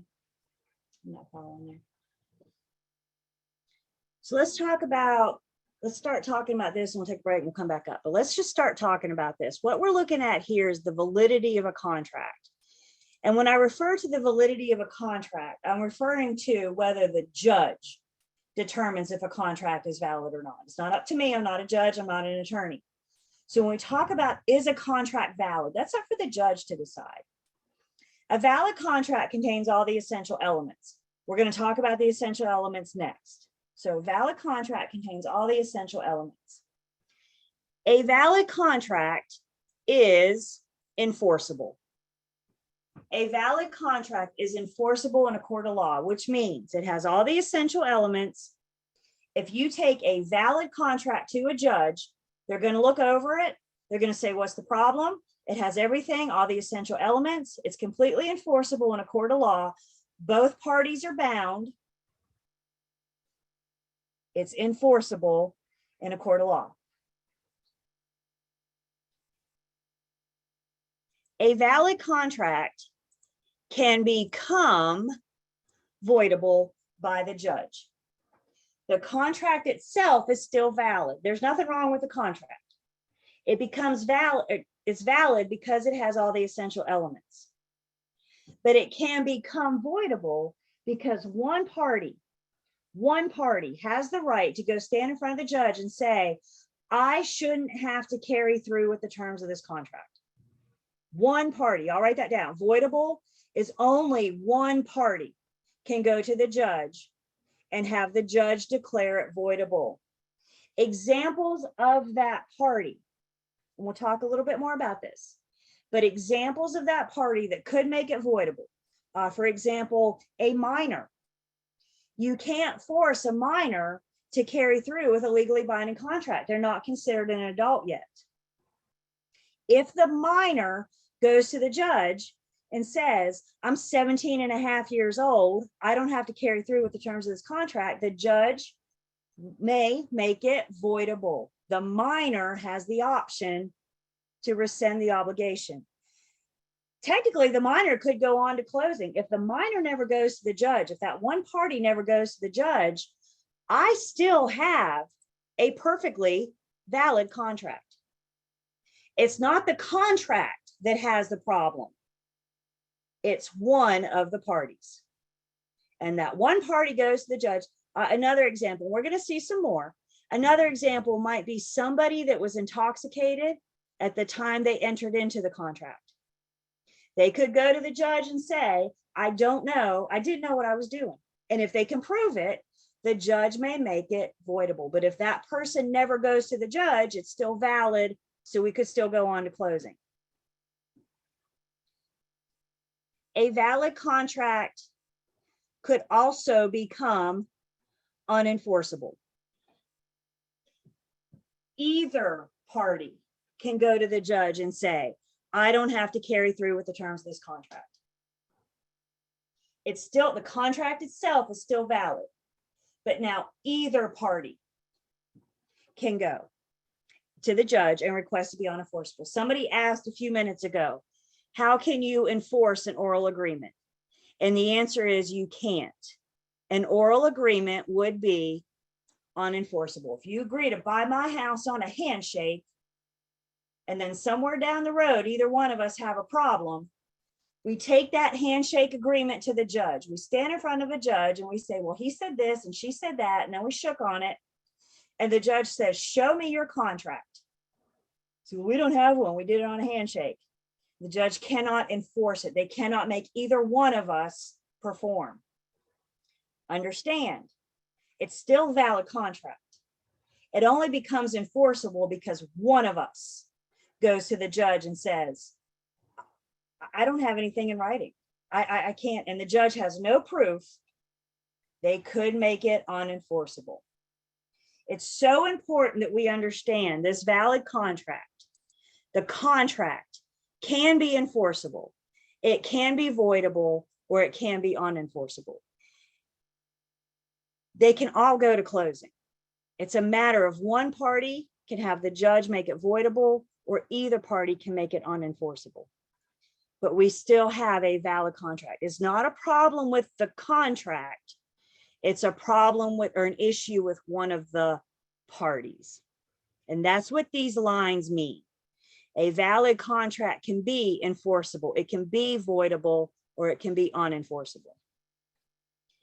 What if they can't prove it? Then the judge may not make it voidable, right? If you can't prove that you were, fall over drunk when you signed this contract, then the judge may not make it voidable. And isn't proof, that's a big part of it, right? Anytime you go stand in front of a judge is having that proof. A contract that does not meet all of the essential elements, and we will talk about the essential elements, but a contract that does not meet all of the essential elements, that contract is void. A void contract is a problem with the contract itself. It has nothing to do with the people now.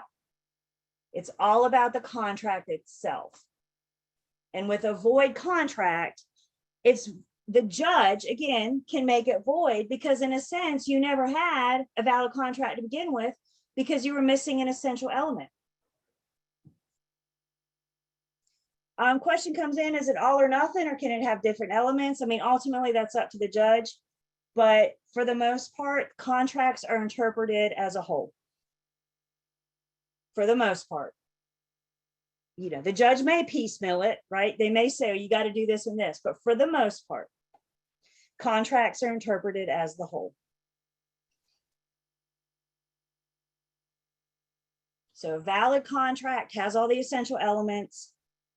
A void contract is missing one of the essential elements.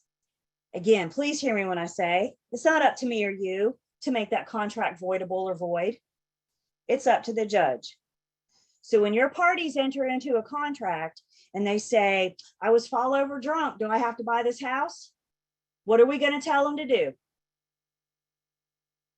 Call their attorney. The judge can't make it voidable if the judge doesn't know about it. Does that make sense? If nobody opens their mouth, we could still go to closing. It's only when we take it to a judge to make it void, voidable, or unenforceable.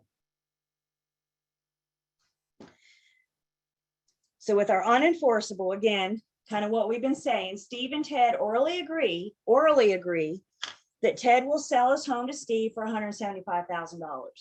Neither Ted can enforce the oral contract against Steve nor Steve against Ted. Ted and Steve may voluntarily carry out their agreement and complete the sale, but if either refuses, they have no legal remedy. Ted and Steve go to a judge. They say, we have a handshake agreement for me to buy his house for $175,000. There we go. Don't shake that hand, right? $175,000. The judge says, where is your contract? We don't have one. The judge would make it unenforceable. So this addresses the validity of a contract, how the judge determines if the contract is valid or not. So let's take our break. We come back, we're going to talk about those essential elements that make for a valid contract. What is the judge looking for when determining the validity?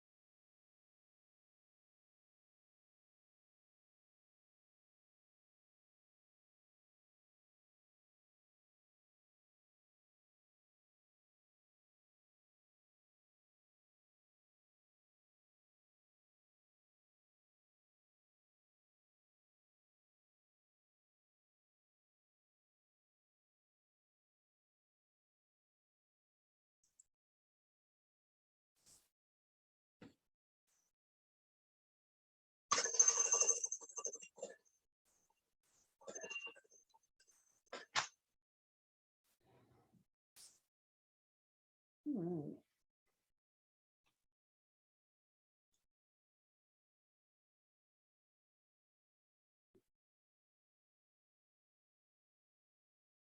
You back?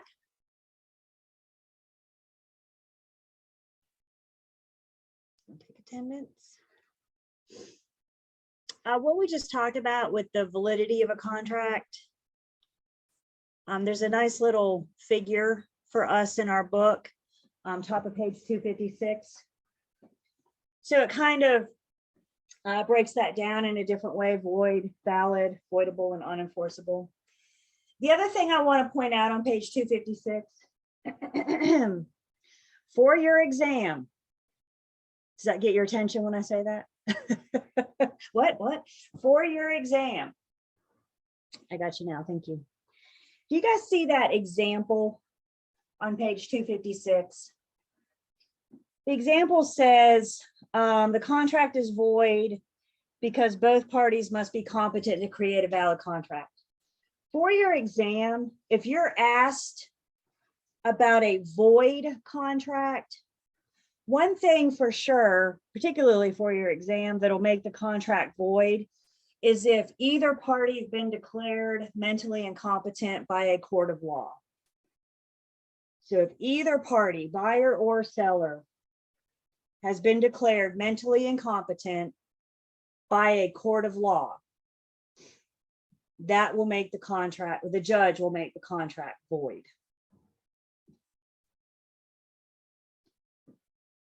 Anybody see that? Example 156, mentally incompetent by a court of law.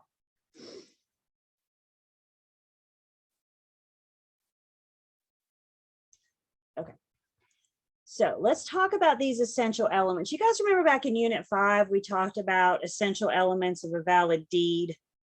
You guys remember, and we said these were like the required ingredients. Like if I didn't have these ingredients, then I don't have a valid deed. So when we talk about the essential elements of a valid contract, we're saying the same thing. The judge, when the judge is trying to determine the validity of a contract, these are the required ingredients that the judge is looking for. Are the parties legally competent? Do they have the mental capacity to enter into a legally binding contract? A valid contract has to have mutual assent. Mutual assent is also known as offer and acceptance. Mutual assent is the meeting of the minds. One party makes an offer to the other party. Eventually, the parties agree to enter into a contract together. Meeting of the minds, mutual assent. We're going to talk about contract formation. There's a magic moment in time when it goes from being an offer to a contract. So we will talk about that. But what we're saying here is in order to have a valid contract, the parties have to agree to enter into the contract together. Mutual assent, meeting of the minds, offer and acceptance.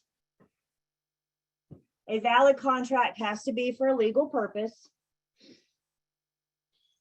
We can't have a contract for an illegal act. We can't have a contract calling for immoral or illegal performances.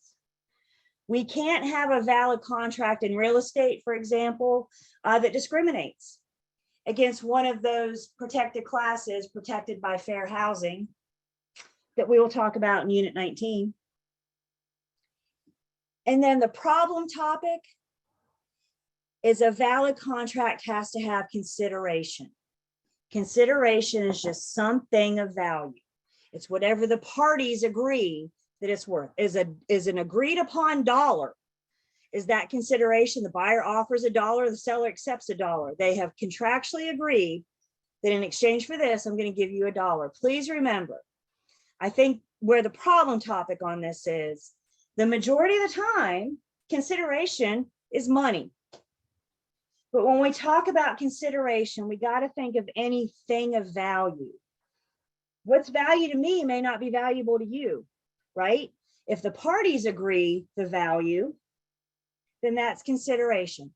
There are no free promises. So what is valuable to you? Is that free rent? Is that a tank of gas? Is it 6 goats? What is valuable to you? That's the consideration, something of value.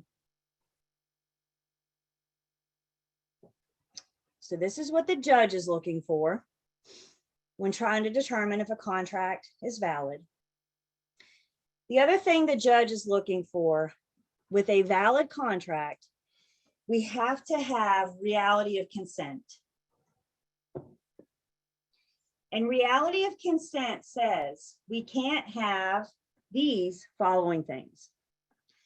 To have reality of consent, there cannot be duress. If somebody enters into the contract under duress, they felt forced, threatening of violence. Somebody signed the contract because they feared for their lives or their family's lives. Maybe they had a weapon pointed at them and they were told to sign this contract. They feared for their lives if they didn't. If they can later prove that to the judge may make the contract voidable. How many parties can take the contract to the judge to make it voidable? How many parties for voidable? Just one. So the person that felt threatened takes their case to the judge. The person that did the threatening can't make the contract voidable. So if you're under duress, you felt violence of threat of physical harm. Another thing that must be present. That's right. Voided and voidable are two different things. Void and voidable. Yep. The other thing we're looking for with reality consent, you can't have undue influence. Undue influence is also a threat, but it's threatening somebody's mental or emotional state. Duress is physical threat, physical violence. Under influence is more of a threat of the mental or emotional harm. I think the biggest example in life that we see with undue influence, do you guys ever, every once in a while, a story pops up where the family hires a caretaker to care for their elderly parent. And that caretaker takes advantage of the situation, and maybe they force that elderly parent to sign their home over to them. That would be undue influence. That caretaker is taking advantage of the situation. Once the family finds out, they can take that caretaker, in this case, to court. They can make the contract voidable.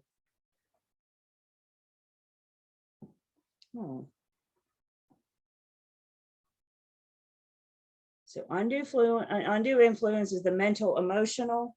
I'm sorry to hear that. Duress is the physical. Misrepresentation and fraud are both lies. If either party lies, they could go down for misrepresentation and fraud. The difference in the two within fraud, there's intent. You were lying and you knew you were lying. Misrepresentation, maybe you lied, but maybe you didn't know you were lying. Let's say, for example, I have some land and I'm selling land and I advertise that I have 10 acres for sale. And I genuinely think I have 10 acres for sale. When I bought the property, I thought I was buying 10 acres. I didn't bother having a survey done because I wanted to save some money. So I just trusted that I was buying 10 acres and I never questioned it. I never looked back. I just bought the 10 acres and now I'm going to sell it. I'm selling 10 acres of land. The buyer buying the land from me has a survey done, and lo and behold, it's only 7 acres. We're both shocked. That's misrepresentation. Fraud, I have 7 acres. I know darn well I have 7 acres and I advertise 10. The difference in fraud and misrepresentation is intent, and that's what the judge is going to look for. Either one could make the contract voidable to the person that was lied to. And then mistake of fact may, and I stress the word may, make the contract voidable. It's going to be difficult to approve mistake of fact to a judge. It's some kind of unilateral mistake. It may not release the parties from their obligations. But if the judge determines mistake of fact has occurred, they may make the contract voidable. So if you take a contract to a judge to declare the validity of a contract, the judge is first going to look for the essential elements. Do we have those 4 ingredients for a valid contract? They're going to question about this reality of consent.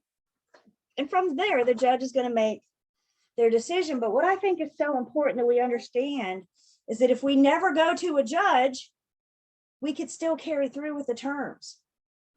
It's only the judge that can make it voidable. It's only the judge that can make it unenforceable. It's only the judge that can make it void.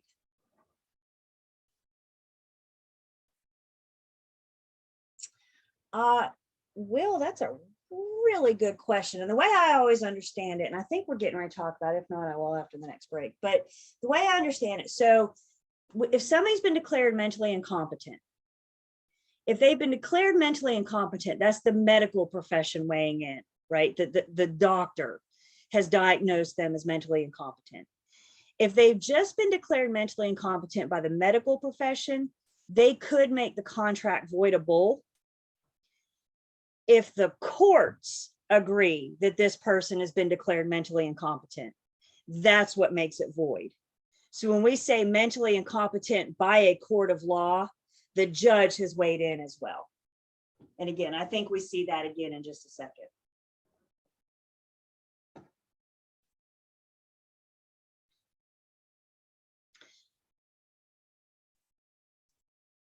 So let's talk about the offer. One party makes an offer to another. That offer is considered. We'll talk about that consideration in just a second. When we're talking about the terms of the offer, the 2 parties are the offeror and the offeree. The offeror is the giver of the offer. The offeree is the receivee of the offer. Y'all hold your place in the book, and let's go back to page 80 something. Yep, 86. Hold your place. And let's go back to page 86.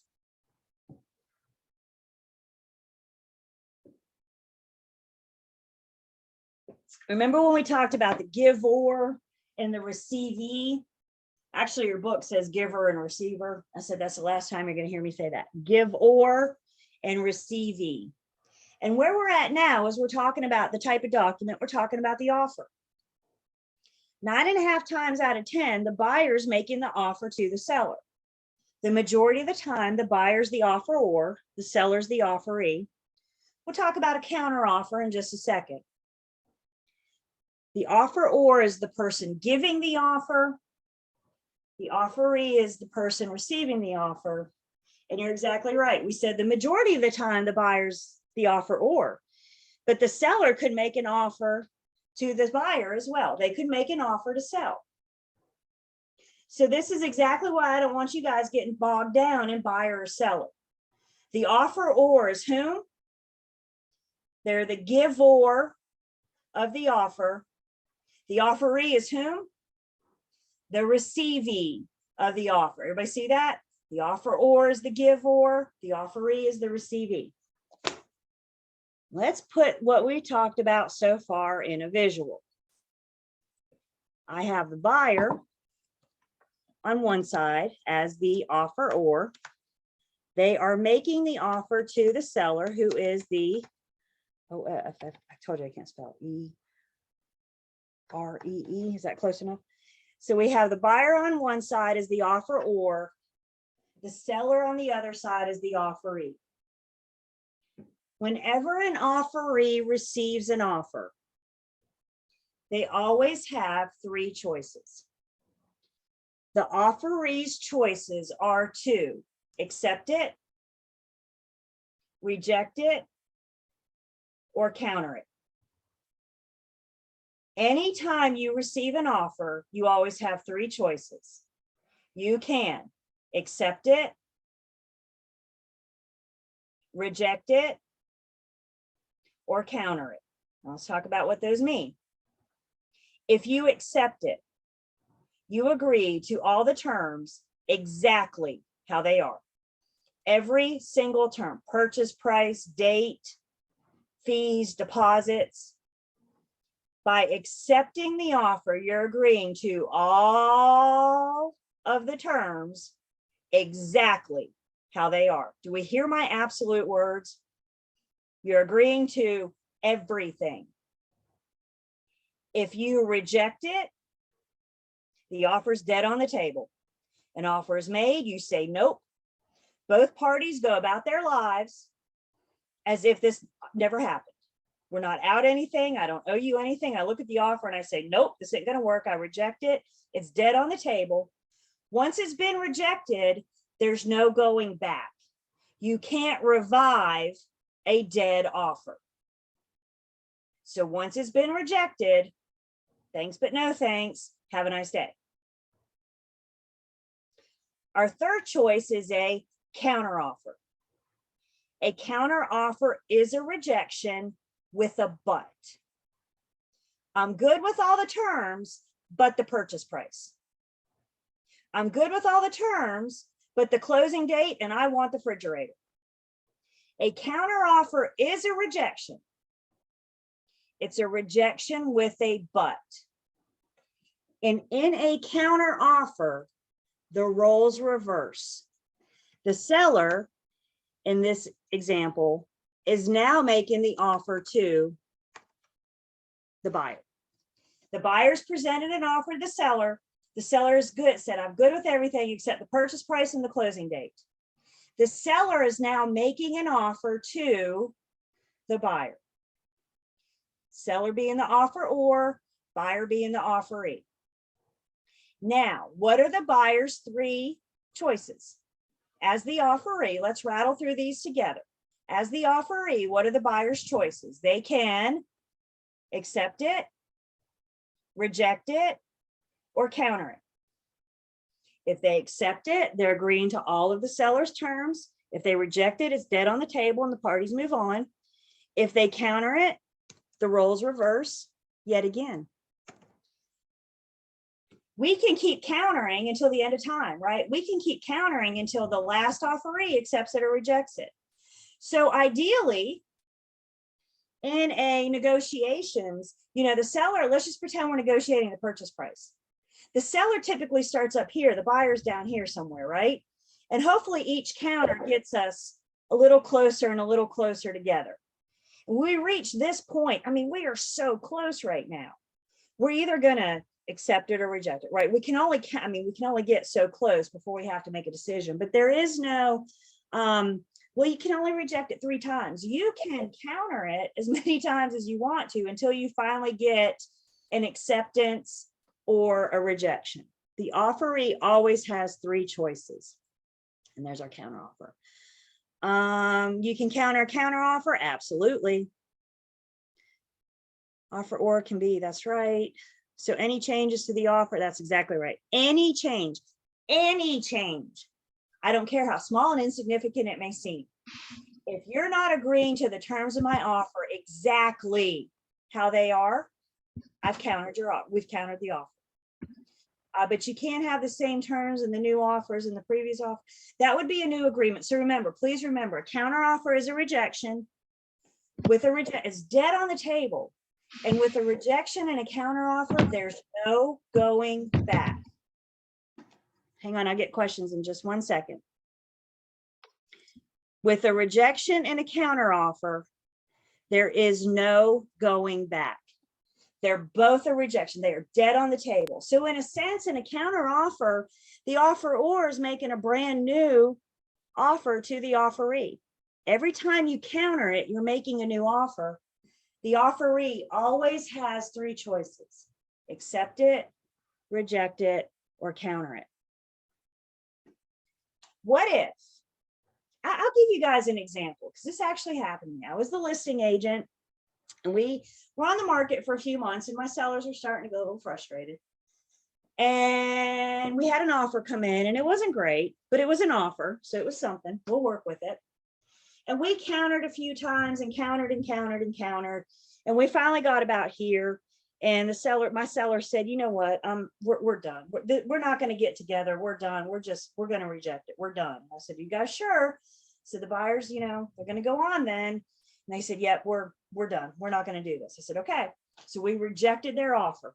That's it. It's dead on the table, right? I don't remember how many counters we had, but we just couldn't get here.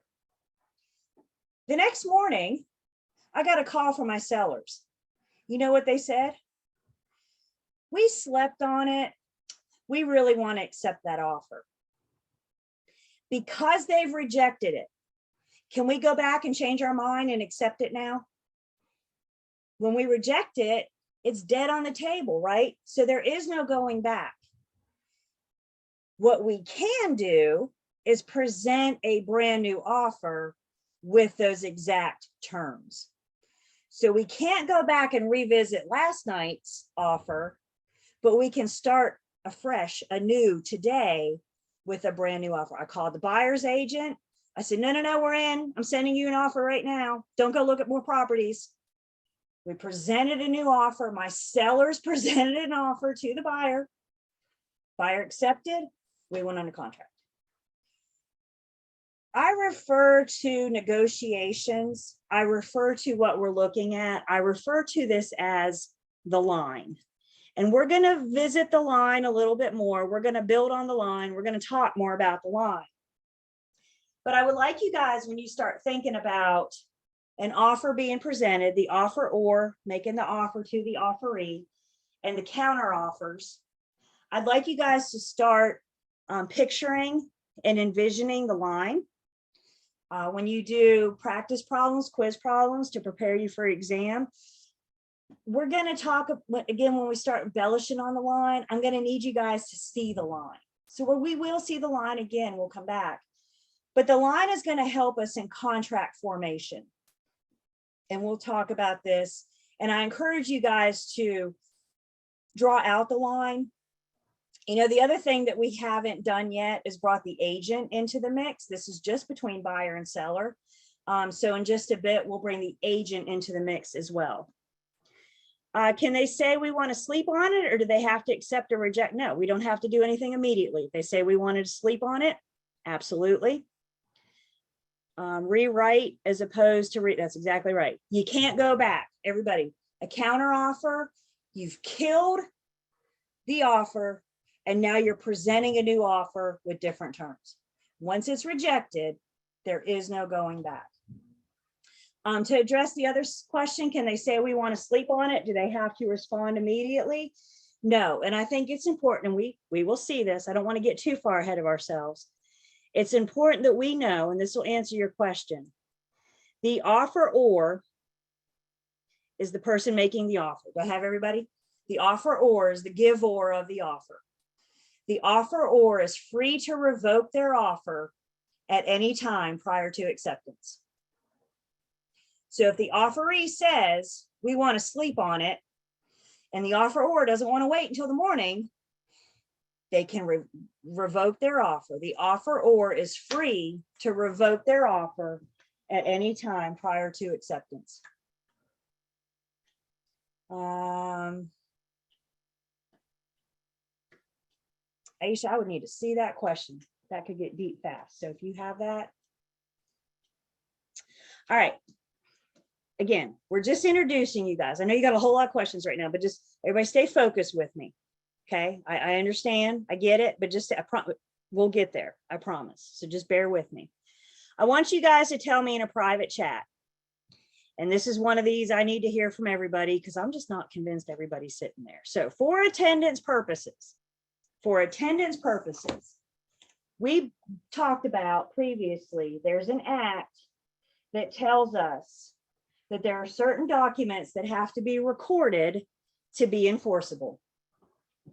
What act tells us there are certain documents that need to be recorded to be enforceable. And if you don't know, tell me you don't know. I'm doing this for attendance purposes. There's an act that we've talked about that says there are certain documents that have to be recorded in order to be enforceable. And if you want me to count you present, you'll tell me something in the chat. You can even say something.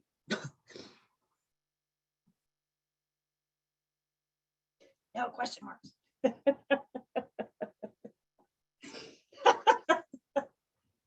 Something with a question mark, that would have been. Have I heard from everybody? There's a certain act that we've talked about that tells us there's certain documents that have to be recorded. Why do we record them? So they are enforceable. And that act, y'all remember our old buddy Connor? The Connor Act says there are certain documents that have to be recorded. Why do we record them? So they're enforceable against third parties. We're going to take your deed down to the courthouse and put it on record. Why? To protect your ownership of the property, to protect anybody else that may come up and try to lay claim to it as themselves. So the Connor Act tells us that they got to be recorded in order to be enforceable.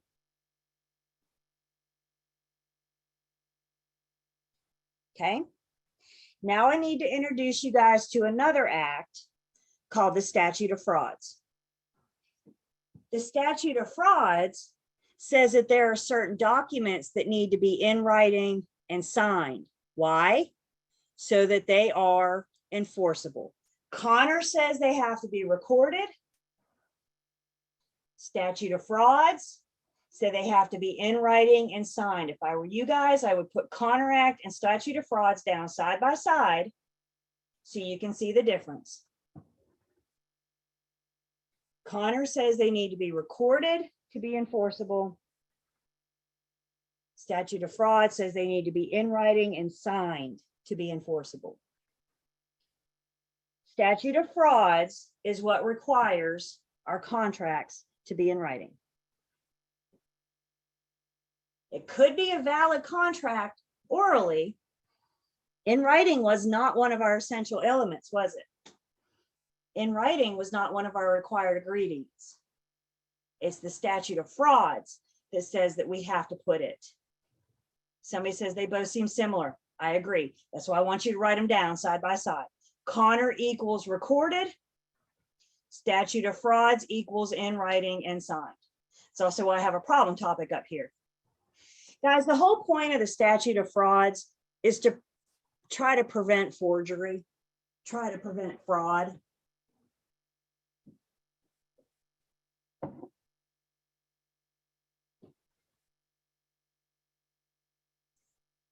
Statute of Frauds does apply to conveyances of interest of real property.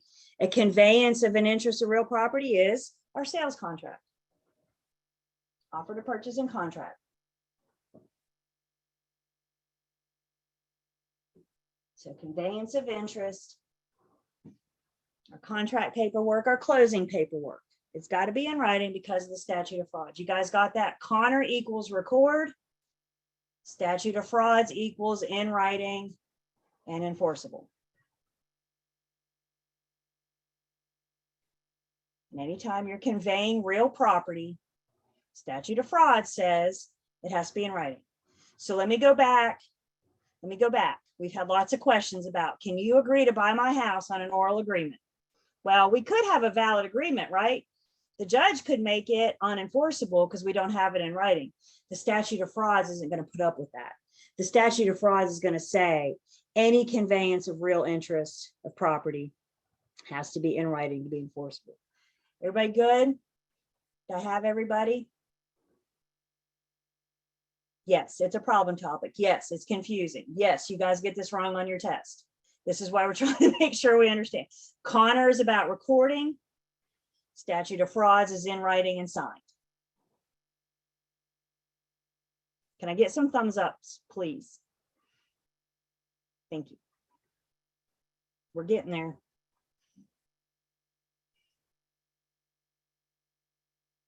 I promise you, I'm getting there.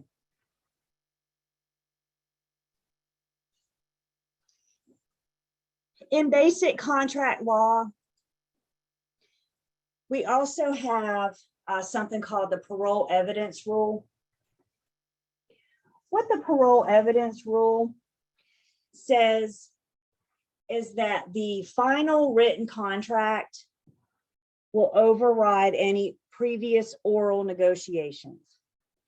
Previous oral negotiations don't count unless we put them in writing. So the final written word will prevail. The final written word will prevail. Let's run through an example. Seller lists their house for sale. They advertise that they will include the refrigerator. The refrigerator will remain. Personal property, they're going to leave it. An interested buyer comes in. They look at the property and they say, wow, this is really nice. When I buy this house, do I get the refrigerator? And the seller or their agent say, yes, refrigerator's included. Buyer makes the offer, seller considers and eventually accepts, and a contract is formed, but the refrigerator is not listed under personal property. Tell me in the chat, yes or no. Is the seller contractually obligated to leave the fridge? They advertised that they would. They verbally said that they would, but the fridge never made it to the contract. Does the seller have to leave the fridge? And the answer is no. Why? Because the final written word will prevail. Previous negotiations, previous agreements don't matter. What matters is the final written word. Can they leave it anyway? Of course. I'm asking you if they have to, if they're contractually obligated to. And the answer is no, because of the parole evidence rule. The final written word will prevail.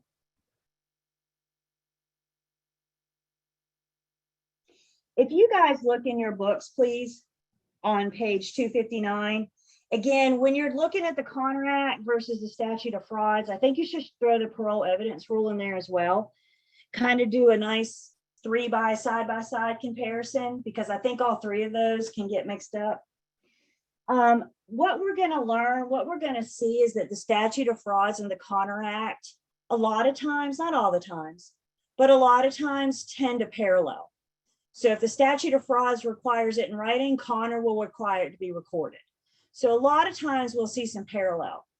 Your book on page 259, particularly about the Statute of Frauds, it does rattle off. I'm on the second paragraph, North Carolina Statute of Frauds. And there are certain documents that the Statute of Frauds particularly mentions has to be in writing and signed to be enforceable. So there's our deed, our contracts for sale, our mortgages, options, easements, and then certain leases. The Statute of Frauds does not require any lease under 3 years to be in writing. Statute of Frauds says, what about leases? Any lease more than 3 years. Now, let me ask you guys this. Do your head one way or another. Do you think it's just good advice to get all leases in writing? If you have a lease for a day, don't you think that's a good advice to get that in writing? And I agree with you completely. What's your test going to ask you? Your test is going to ask you about the Statute of Frauds. And what's the Statute of Frauds say? Leases more than 3 years. Y'all don't get in your own way. It's so easy to say, my God, why wouldn't you put a year lease in writing? Of course you would. Of course you would. It's a no-brainer. Yes, I saw all your heads adamantly shake yes. Of course you would put it in writing. But your test isn't going to ask you what you're going to do. Your test is going to ask you what the Statute of Frauds requires you to do. Do I have everybody? It's easy to argue with the test. Have you guys done that yet? If you haven't, you will. It's easy to argue with the test, but you got to try to keep focused. So again, it rattles off the list. Parole evidence rule.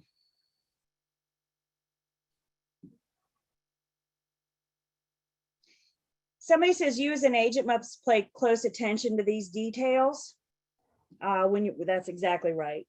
Because let's just pretend, back to our refrigerator scenario, and let's say I'm the buyer's agent, and when I'm writing up my buyer's offer, I forget to put the fridge in, and the listing agent doesn't catch it, and both parties sign it.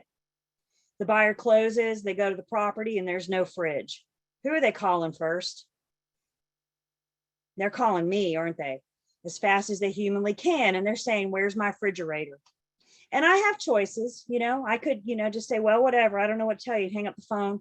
I might face disciplinary action. I might get sued, maybe I just voluntarily offer to buy them a new fridge, so I don't face disciplinary action, so I don't get sued. What I have to say to you is, if you're buying somebody a new fridge, please let it be for you and not for a buyer, because you forgot to put it in the contract. You have choices. You don't have to buy them a fridge. Personally, I would, to avoid disciplinary action and to be sued, but that's just me.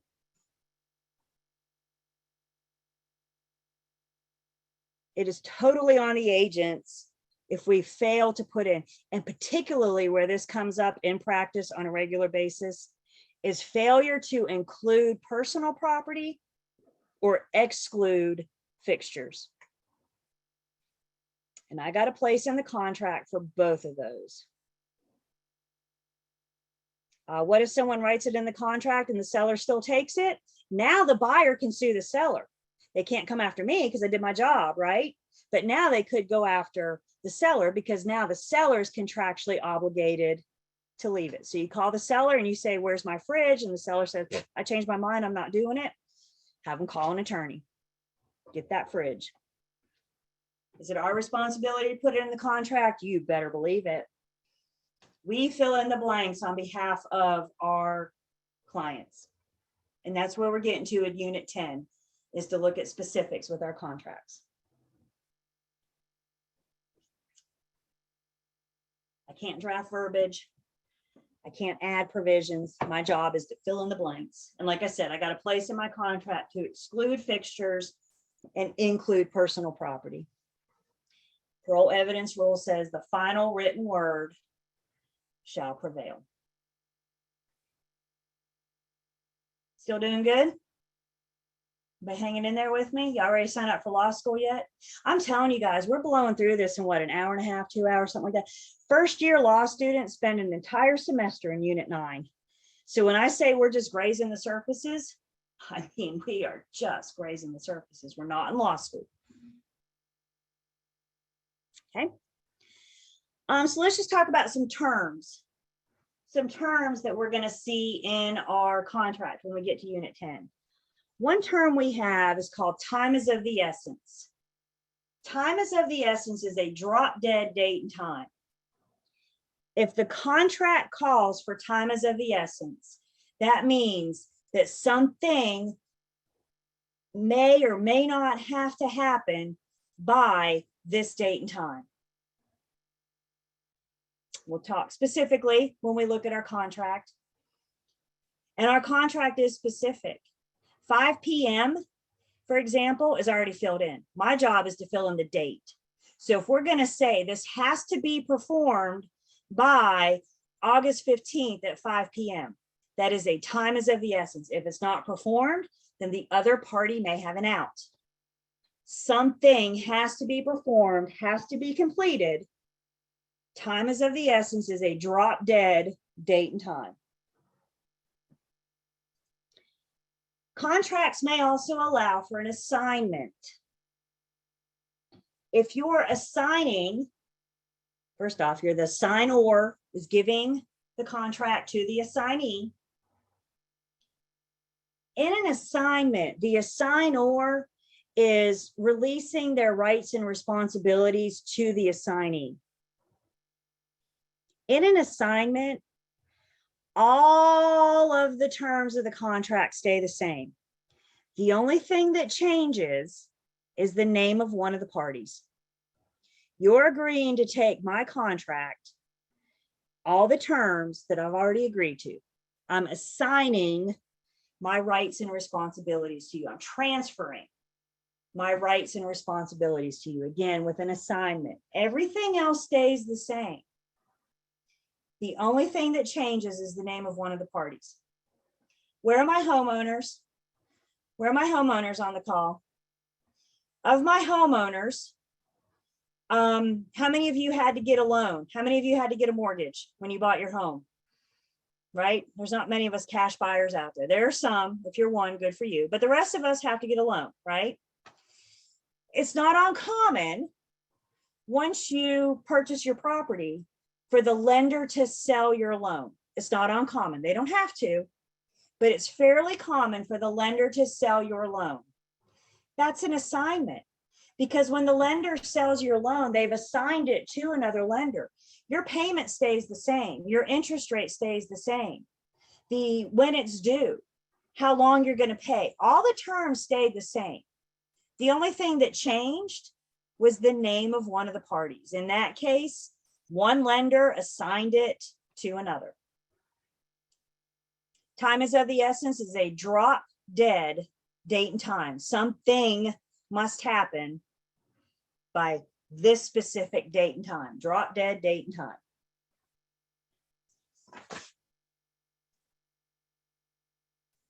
Another contract term we have is something called a novation.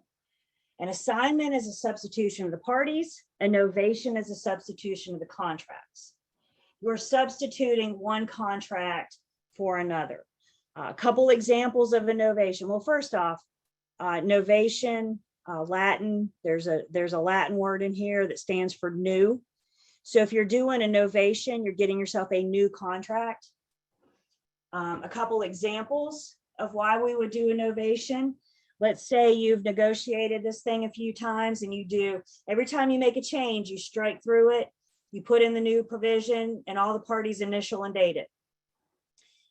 It doesn't take long for all those changes to not be readable, not be legible.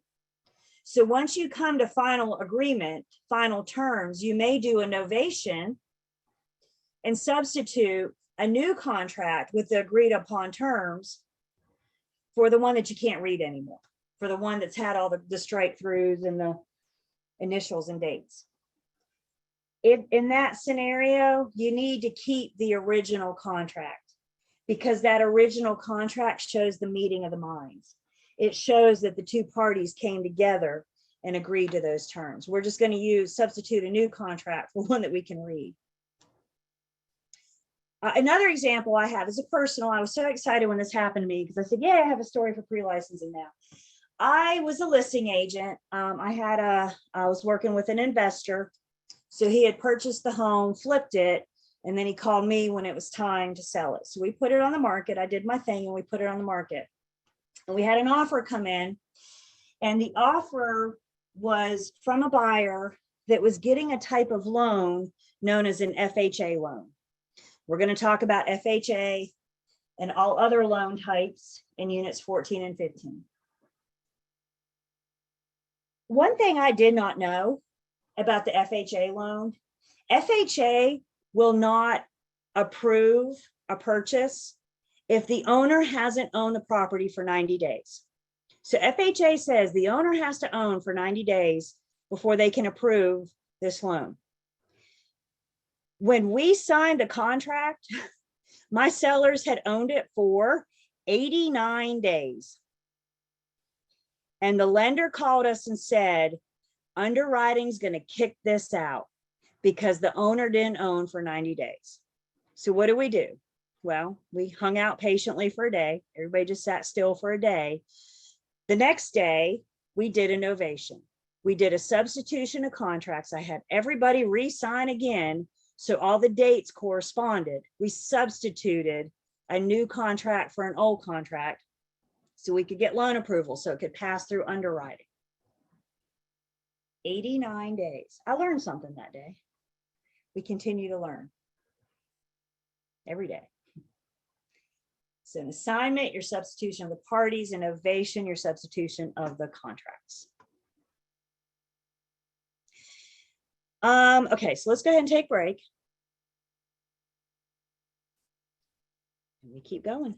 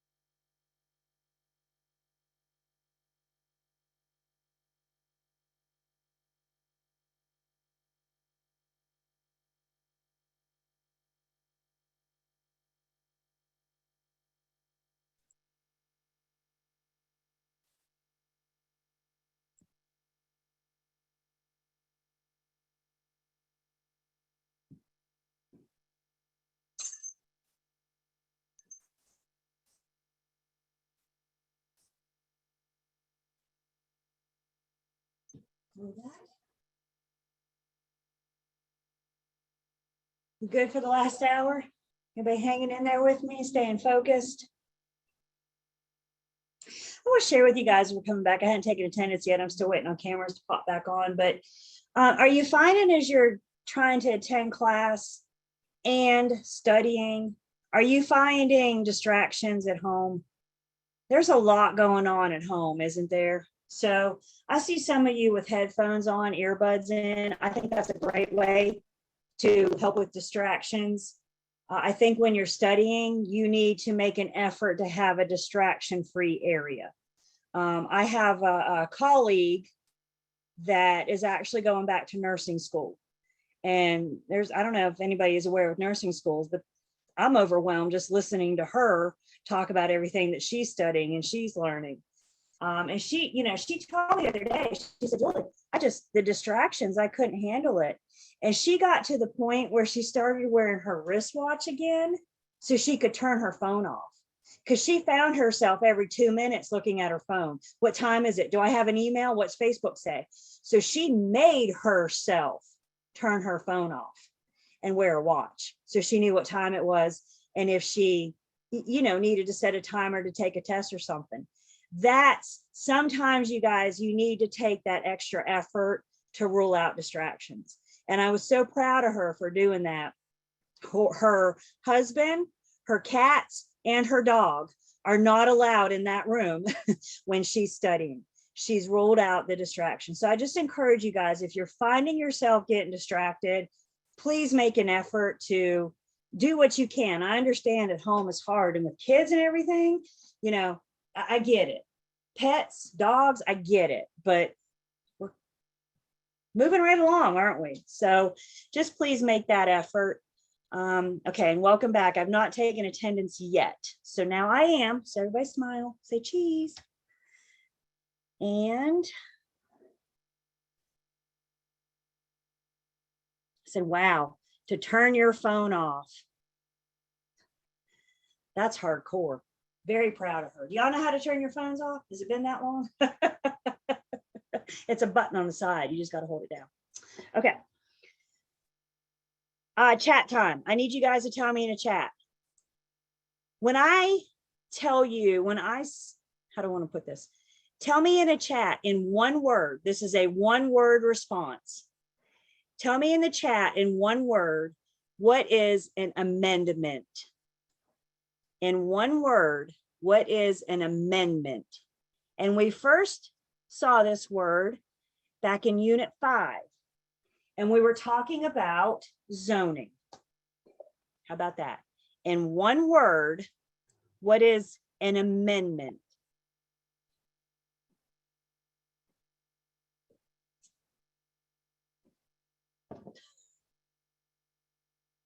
And thank you for telling me that you're back from break. I wish I could eliminate the question mark key on your.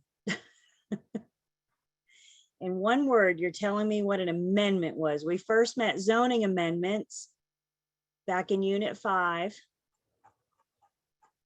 So an amendment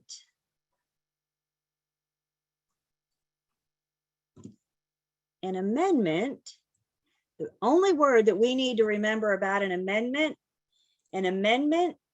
is a change. If you're changing an already existing agreement, you are amending it. An amendment is a change.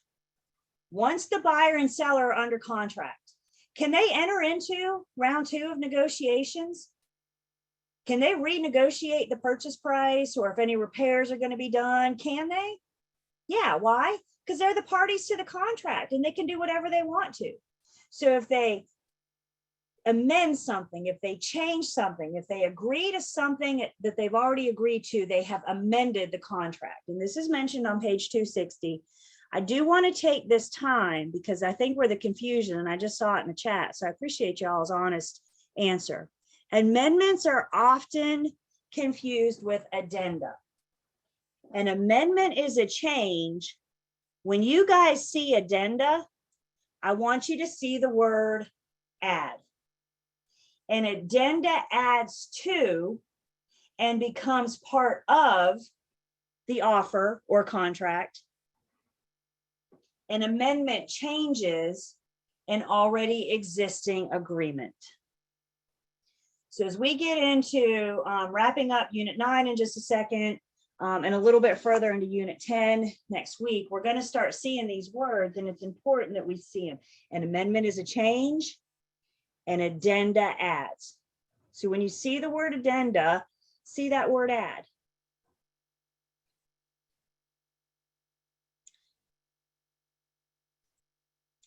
Discharge of contracts, how contracts can end. There's a couple different ways that contracts can end. The big thing I want you guys to get from this slide is that a contract can end by agreement of the parties. The parties can agree to release each other from the contracts. Let's think of it this way. If the parties agree to enter into the contract together, can't they agree to get out of it together? Can't they agree to change their mind? The parties can agree to anything, including getting out of the contract. Again, that's what the big thing I want you guys to take from this slide. They can release each other. We can substitute a new contract, a novation, the substitution of a new contract for an old contract. We can modify our agreement. We can amend our agreement. Accord and satisfaction, again, very briefly, I know, is just partial agreement. Maybe I can't fulfill all the terms that I said I would, but I can partially agree to them if the other party agrees to that. The old school way of releasing each other from a contract, this is old school. Back in the day when we had paper, literally taking that paper contract and taking your red pen and writing the word canceled across it, actually canceling it. So one way that we can discharge a contract, one way that we can get out of a contract is agreement of the parties. We can also discharge contracts by full performance. Let's strive for this every time, right? Full performance means both parties have done what they promised to do. Full performance is also known in our language as closing. Once you get to closing, the buyer has bought, the seller has sold. That will terminate the contract because it's been fully performed. Contracts may also end in possibility for one of the parties to perform. If you find out when you're under contract that your buyer isn't going to get loan approval, again, we'll talk about pre-approval and loan approval and all that when we get into 14 and 15. But if we find out when we're under contract that your buyer's not going to get loan approval, unless they got a big bag of cash laying around somewhere, it's impossible for them to perform, right? If they don't have any money, what if you're under contract, buyer and seller, and the house burns down? Does the seller now have a product to sell? So we may have to end the contract because it's impossible now for the seller to sell that home. Mutual agreement, again, very similar to agreement of the parties. They can agree to cancel it. They can agree to release each other. Operation of law may end a contract. If the judge takes the property for any reason, that could terminate the contract. And then breach of either party. Contract law requires contracts to state what happens if either party breaches. So consequences for breach are spelled out in a legally binding contract. Specifically, we'll see our contract when we look at it in Unit 10 next.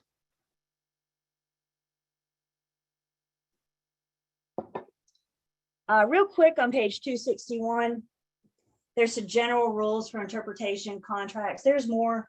I'm just trying to draw you guys to that page 261 so you can look through those bullet points there and be familiar with them.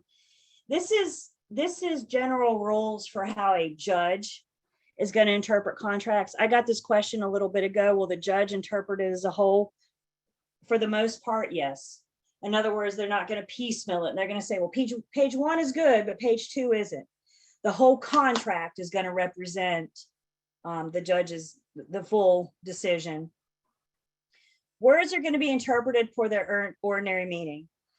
and ambiguous terms kind of all run together. I think you guys have learned by now that in real estate, we got our own lingo. We got our own jargon, right? You can either speak real estate broker or you can't. So we got our own language. When I'm preparing a contract for others, I need to use non-real estate words. I can't use my industry jargon and my industry language because the average person may not know broker speak. So we need to make sure that when we are completing these contracts for our principals, that we're doing it in verbiage and terms that they understand. Otherwise, the judge will rule in favor of them. Again, all those rules for interpreting contracts, again, on page, 261. I would just look those over real quick. I just pulled out a few to help direct our attention to that page.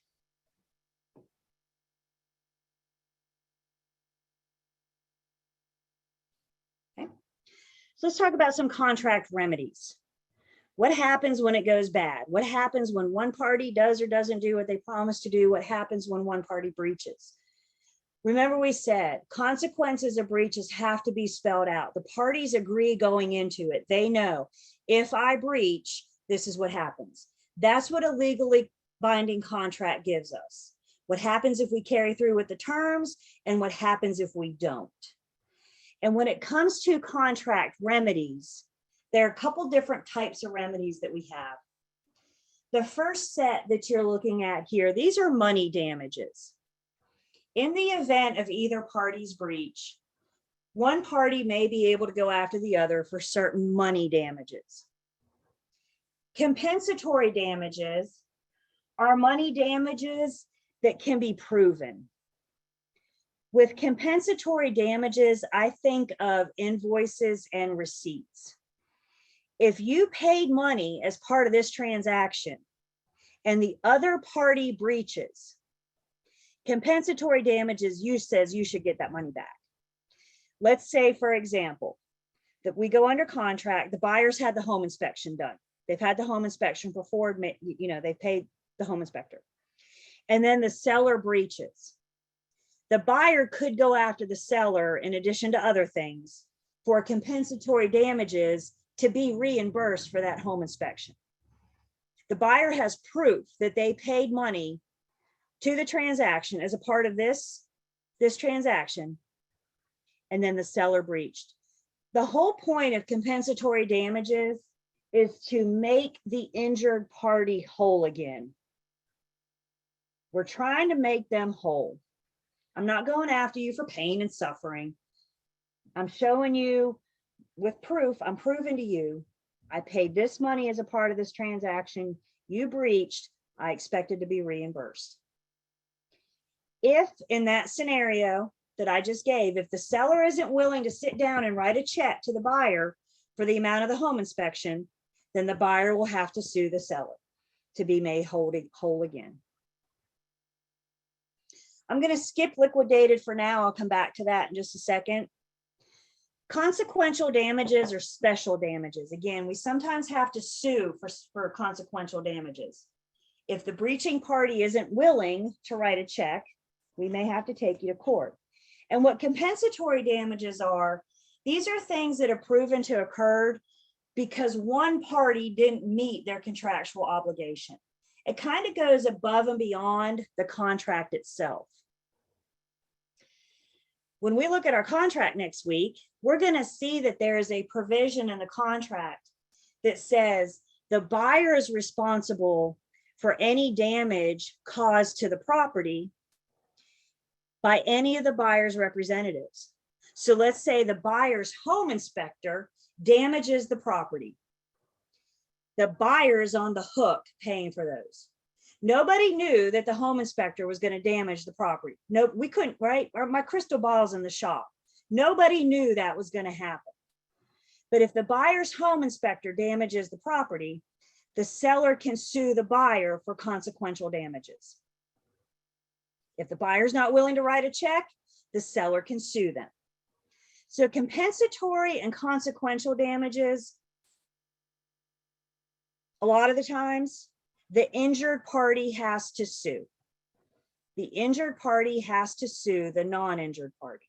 Again, not unless they're just willing to sit down and write a check. Liquidated damages then are money damages, and they're damages that we agree to when we enter into the contract. Liquidated damages say, if you terminate for any reason, you owe me X amount. And that X amount is completely negotiable, and it's spelled out. And you know that if you terminate, you owe that person X amount. When we get into Unit 10, we're going to learn that liquidated damages are the seller's remedy in the event of the buyer's breach. Liquidated damages are money damages that we agree to when we entered into the contract. Basically, what's happening is the buyer saying, look, if I breach, I owe you X amount. And we're going to negotiate that amount. There's no set amount. Liquidated damages are money damages that the party agree going into. And in our contract in Unit 10, liquidated damages are the seller's damages in the event of the buyer's breach. So one form of contract remedy is money damages. We have 3 different types of money damages. Other types of contract remedies, we have something called specific performance. And in specific performance, the non-breaching party can sue the breaching party, and upon winning, the judge can make the breaching party perform. The judge can make the breaching party do as what they promised to do. The example we have of specific performance is in the event of seller breach. If the seller breaches, the buyer can choose to sue the seller for specific performance. And if the buyer wins, the judge is going to make the seller sell. The judge is going to say, you agreed. Are you guys with me? Okay. The judge is going to say, you agreed to sell your home and your breach isn't going to change that. I'm going to make you perform as you promised. So specific performance, the judge is making the breaching party perform. They're making the breaching party do what they promised to do. I don't know of a situation. I hesitate from saying words like always or never. Those are pretty strong words, right? I don't know of a situation where the seller could sue the buyer for specific performance. I don't know that that would ever happen. I'm not saying it couldn't, because anything's possible. Again, where we see specific performance is the buyer suing the breaching seller. And if they win, the judge is going to make the seller sell. The judge is going to make the seller perform as promised. Breaching, yep, meaning either party didn't do what they promised to do. Either party didn't do what they promised to do.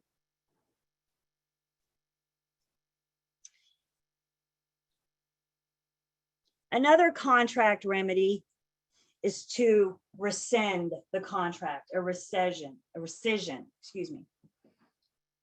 If you rescind your contract, you're taking your contract back. If you put down any deposits, you'll get your money back.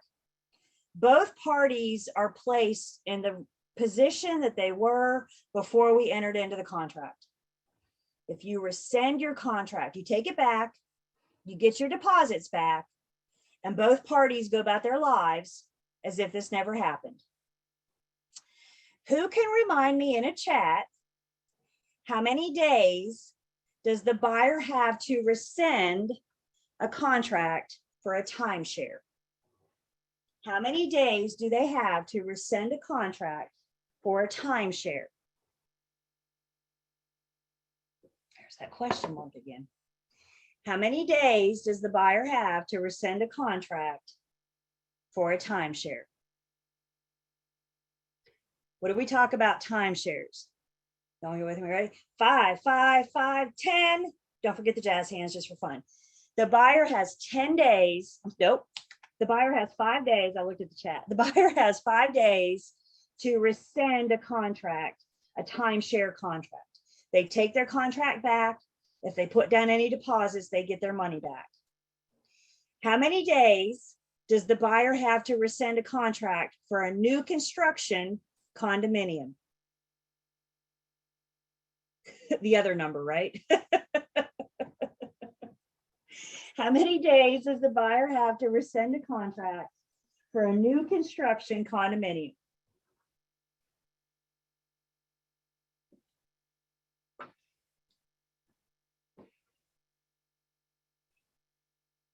It happens. They have, you guys are on it. They have 7 days to rescind their contract for new construction. Again, what are they doing? They're taking their contract back. If they put down any deposits, they get their money back. Both parties go about their lives as if it never happened. A rescission. Does it take you back to what? Was that class 1 or maybe 2? That seems like so long ago, doesn't it? It's really not been. The other thing mentioned on page 262, just to confuse the whole statute thing, there's court, and this isn't specific to real estate. You guys have probably heard of the statute of limitations. Statute of limitations in contract law tells you how long you have to sue somebody. And once the statute of limitations runs out, you've lost your right to sue. So statute of limitations. When the statute, how long is the statute of limitations? I don't know. There is no one answer for that. We may have to, have input from the judge. What we need to know is once your statute of limitations is run out, you've lost your right to sue.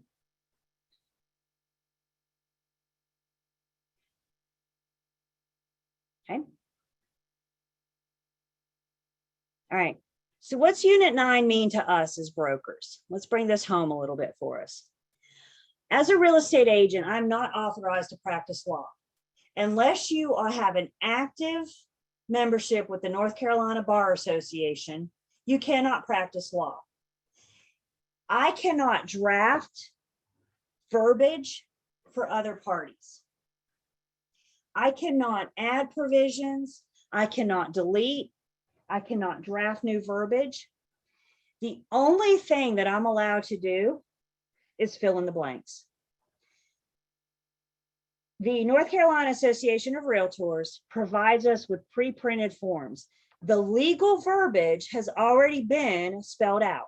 The legal verbiage has already been decided by the North Carolina Bar Association. We fill in the blanks, and the blanks we fill in are the negotiable items between the buyer and the seller. For example, purchase price is a negotiable item. That's a blank that I fill in. When I'm filling in blanks, the blanks ask for a very specific thing. So in other words, just because I see a blank doesn't mean I can put any old thing in there. When I'm filling in the blanks, remember, I have a duty to act competently. I have a duty to act with reasonable skill, care, and diligence. So if I don't know what goes into a blank, am I just going to put something in, they'll figure it out? Or am I going to do my due diligence, my research to make sure that I'm properly filling in those blanks? Guys, remember, we are filling in the blanks to create a legally binding contract between the buyer and the seller. Is it important that we fill those blanks in, right? Absolutely. Any changes or additions that you do on paper, they need to be dated and initialed by all the parties. Again, in the contract, the parties being the buyer or the seller. So if we renegotiate the purchase price, we need to have everybody strike through, put in the new purchase price, and everybody initial and date it, recognizing that change. Are there any exceptions to this? Not that I'm aware of. Brokers can't draft. I cannot practice law, and creating verbiage, legally binding verbiage, is the job of the attorney. Now, this is what's interesting. The broker can't draft. The parties to the contract can. The parties to the contract can draft, add, delete. When I'm talking about the sales contract, for example, who are the parties to the contract? The buyer and the seller, right? So can they put in their own verbiage? Can they draft their own verbiage? Technically, they can. Just because they can doesn't always mean that they should. Just because you can doesn't mean that they should. Whenever the parties talk about whipping out their red pen and making changes to the contract, we need to advise them to talk to an attorney. I think of the domino effect. If you make a change on page 1, we don't know the legal ramifications of that contract. How's it going to alter the contract on page 2, page 5, page 7? Just because the parties to the contract can does not mean that they should. As their agent, we should always recommend that they talk to an attorney if they do want to draft, add, delete, etc. That's right, because it's their contract. It's not my contract, is it? I'm not contracting to buy this house. I'm not contracting to sell this house. It's an agreement between the parties. So before you whip out your red pen, you need to see if you're a party. Does that make sense? And as a real estate broker in the sales contract, I'm not a party. But brokers can change some of the verbiage on the employment contract because that's an agreement between me and the firm. So am I a party to the contract, my independent contractor agreement, my employment contract? What about my agency agreement? That's between the client and who? The firm. So can the firm whip out their red pen? And that's what I mean. We need to look and see who the parties are. I still never recommend anybody doing it. The red pens make me nervous. And anytime I see that, I'm gonna say, oh my God, please call your attorney, because we don't know the legal ramifications. If you make this change, how is it gonna affect the contract later down the road? We are not attorneys, and I cannot create or draft legally binding documents.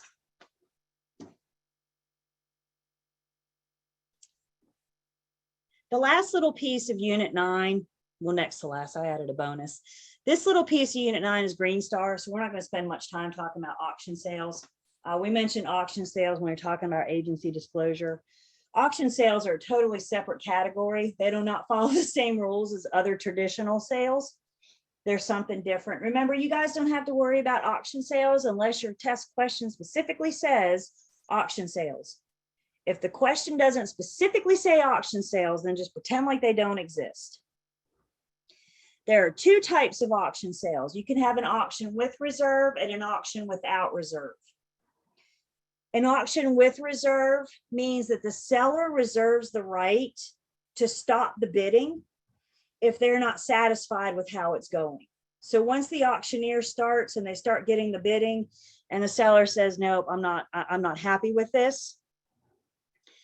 With reserves means they have the right to stop that bidding. Without reserve means they don't have the right. Without reserve means they take the highest bid. They get what they get.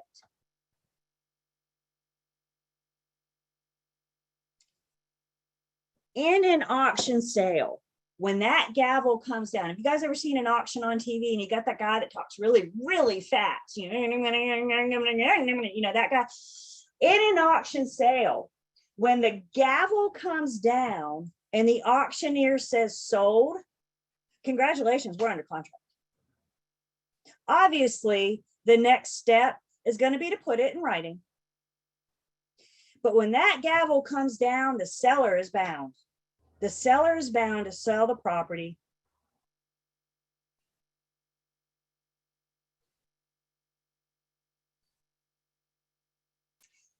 The last thing I want to say about Unit 9, I got to go off book for a second because there's another word that we just need to define, and it's in your book somewhere, but I never can find it easily. So this just seems like as good a place as any to talk about it. The other word that we need to define is something called a contingency. A contingency is dependent on something else. Basically, what a contingency says is, I can't do this if I don't first do that. So some examples of some contingencies. I cannot buy your house if I can't get a loan. What's the contingency? Before I buy, I got to get loan approval. Another example of a contingency may say, I can't buy your house if I don't first sell mine. The contingency is, I am not obligated to buy your house if I don't first sell mine. This is what we need to understand about a contingency. Our standard contract forms have no built-in contingencies. There are no automatic contingencies. Do your head one way or the other. Can the parties agree to add a contingency? Can they agree to add a contingency? Of course they can. Why? Because the parties can agree to do whatever they want to. But if they don't add a contingency, there are no built-in contingencies. Loan approval is not a contingency. Me selling my house before I buy yours is not a contingency unless we agree to add it. We have to mutually agree to add it. We'll kind of see this again, especially when we start looking, and our contract tells us this contract is not contingent on the buyer obtaining a loan. This contract is not contingent upon the buyer selling their home. But it's important that we remember that the parties can agree to do whatever they want. They can mutually agree to add a contingency.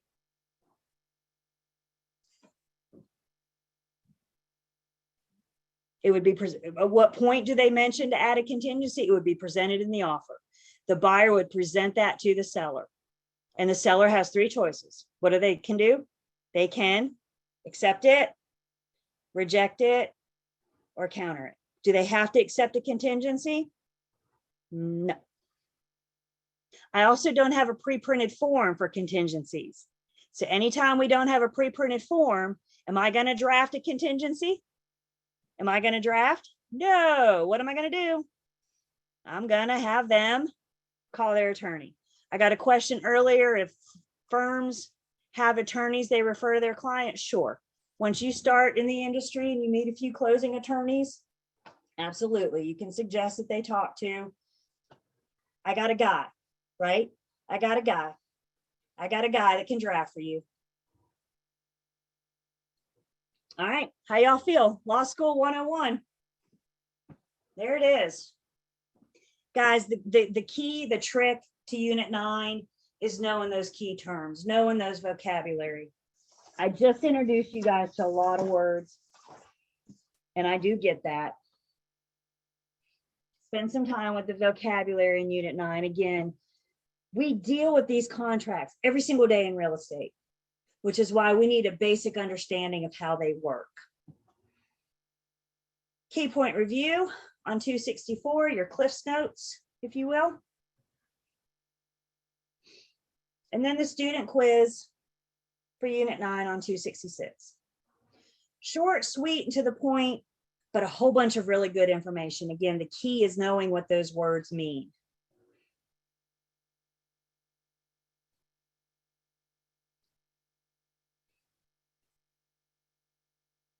We take a big deep breath. Unit 10, here we go. Unit 10, we're going to get more specific into, I'll try to go back after class. In Unit 10, we're going to get more specific into sales contracts and practices, our standard offer to purchase and contract, some particular ways that we handle sales contracts and practices. Specifically, this is a big North Carolina unit. So we'll be seeing a lot of NNC stuff. So the highlight of the unit, we're not going to get to this today. So when we come together on Tuesday, we're going to spend a little bit of time looking at our standard offer to purchase and contract. So we'll talk about that. By the way, the one you have in your book, starting on page 271, is out of date. As a matter of fact, they just updated the contract again this past July. So I got the current one for you in the Unit 10 section of Learn, Test, Pass, the current contract. We're going to explain some sales contract procedures. And then at the end, we're going to briefly talk about what I call some alternative land conveyance methods. Not everything closes, normal. So we have some alternative methods on how we can convey property. And we'll talk about those. The last thing we do in Unit 10 is talk about this. So let's first introduce you guys to our sales contract. The North Carolina Association of Realtors, NCAR, North Carolina Association of Realtors. NCAR is the state level of the National Association of Realtors. So you got NAR, and then you got NCAR. It is the North Carolina Association of Realtors that provides most of our pre-printed forms. Those agency agreements that we looked at on Tuesday, that was provided to us by the North Carolina Association of Realtors. Our standard offer to purchase and contract that we'll look at next week, that was provided to us by the North Carolina Association of Realtors. Specifically, our standard form 2T, offer to purchase and contract. This is the one that we use the most often. If an agent is involved, this is the one that we use the most often. The problem topic, the thing that I think is hard for us to wrap our brains around, is standard form 2T is not the only one that I'm allowed to use. As a broker, I can use any sales contract as long as it was drafted by who? As long as it was drafted by an attorney. So while 2T is the most common, I can use any contract. It's got to meet Commission Rule A.0112. You do not need to know A.0112. What you need to know is there's a commission rule that says we can use contracts that contain these provisions. A.0112 gives us the provisions. We'll get into A.0112 when you guys come see me in post licensing. So we're just kind of introducing you to that. There's your carrot, right? You want to learn more about A.0112? Pass my test, pass your state exam, come see me in post, and we'll get into it. I think what a problem topic is here, you're right. And I think what a problem topic is that we just think, well, these NCAR standard forms are the only ones we can use, but we need to know that we can use any pre-printed form as long as it was drafted by an attorney. It's not uncommon, for example, it's not uncommon for builders to have their own contracts. If a builder has their own contract, can I use it? Yes, as long as it was drafted by an attorney and it was drafted according to rules A.0112. Do I have everybody? Everybody good? So when your test question says we must use NCAR forms, is that true or false? Must we? No. This just happens to be the one that we use the most often. The sales contract, particularly the offer to purchase and contract, sales contract, is between two parties. Who are those two parties? The buyer and the seller. Because the contract is between the buyer and the seller, agents do not belong in the offer to purchase and contract. We do not belong. This is between the parties being the buyer and the seller. So the big picture, the general rule of thumb here says we don't belong. The Real Estate Commission specifically mentions we cannot make any mention of our commission. No compensation, no bonuses, no referral fees, no kickbacks. I don't belong, thus my money doesn't belong in there, right? Why don't you guys remind me where my money does belong? Where do we discuss our compensation? Where do we discuss our commission?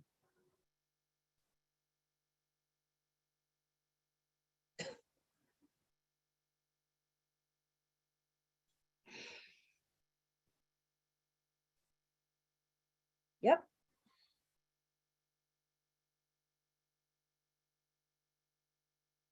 Our commission is hashed out, agreed to in writing in agency agreements. We discuss our commission in the listing agreement. We discuss our commission in the buyer's agency agreement. Commission, rebates, bonuses, kickbacks, all of that is in our agency agreement. So remember, they all got to be in writing before I present this contract. So don't I have to have my commission worked out before I can present an offer on behalf of my buyer? Yeah, because we have to have that agency agreement in writing. A couple people said disclosure. Remember, disclosure doesn't create agency. Disclosure does just that. Disclosure discloses my agency status. It's the agency agreement. The other thing that the real estate commission specifically says we can't have in the contract is any liability disclaimer to protect myself. Let's say, for example, your buyer waives the survey. That doesn't belong in the contract.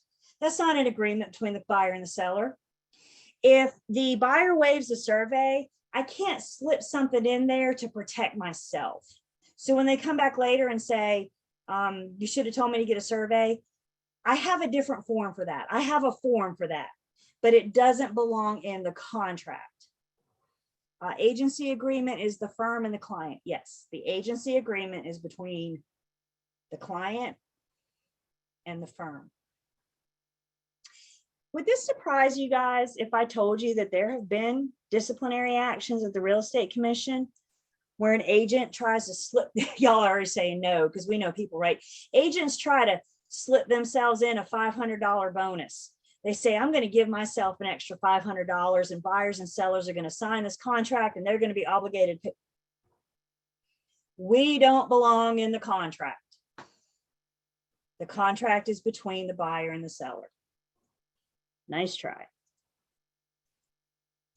When it comes to contract, you know, welcome to the 21st century now, right? We've moved off of pen and paper. Real estate's trying really hard to go paperless. It's hard to go paperless, but I think for the most part, we've made great strides. And to go paperless, to go electronic, we have to have certain rules.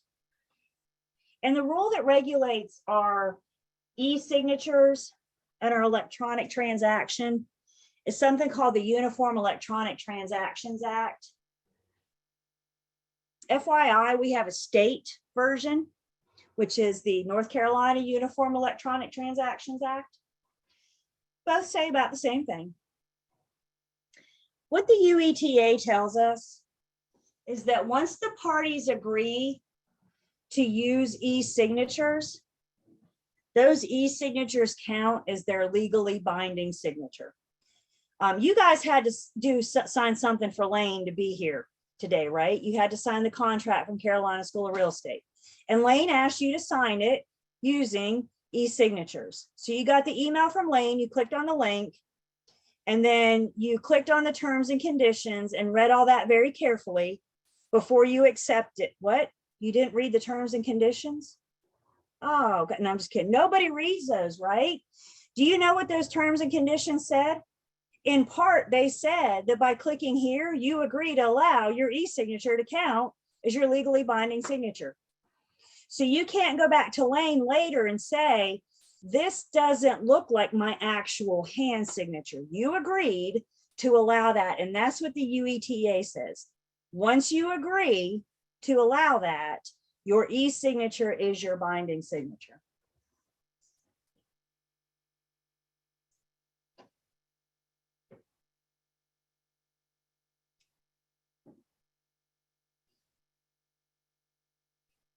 Do you have to agree to use e-signatures, e-documents?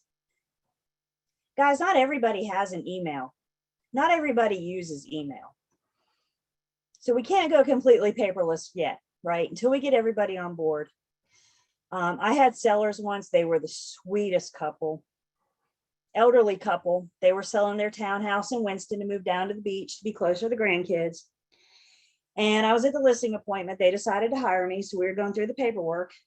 And I said something about, do you guys have an email? And she said no. And he said, I think I have one of those. So at that point, I knew I had two choices. I can either help them create and teach them how to use an email, or I do everything on pen and paper. Y'all know which way I went? Pen and paper. I figured when they got to the beach, the grandkids could teach them how to use email, right? That's their job, not mine. We can't make people use electronic, but if they do, those signatures count. Okay, so let's get into more of this offer and acceptance. Remember, offer and acceptance is mutual assent, is meeting of the minds. So with offer and acceptance, the offeror is making the offer to the offeree. So everybody see and hear. The offeror is the giver of the offer. The offeree is the receivee of the offer. Don't get bogged down in buyer or seller. The offeror is the person making the offer. The offeree is the person receiving the offer. Once an offeree receives an offer, they have three choices. Let's do this one more time together. What are their three choices? They can accept it, reject it, or counter it. The offeree always has three choices. Once you receive an offer, you can accept it and you can reject it. Accept it, reject it, or counter it. So let's look at our wall again. Let's talk, not the wall, let's talk about the line. So we looked at this earlier and we had the buyer, and we're just going to say they're acting as the offeror. And on the other side of the line is the seller, and they're acting as the offeree. The buyer is making the offer to the seller. Seller has three choices. They can accept it, reject it, or counter. I'm going to have you guys dreaming about that tonight. They can do what? They can accept it, reject it, or counter it. If the seller counters, the roles reverse. The seller becomes the offeror, making the offer to the buyer, who is the offeree. Every time you counter, you're rejecting, and those roles reverse. Everybody good so far?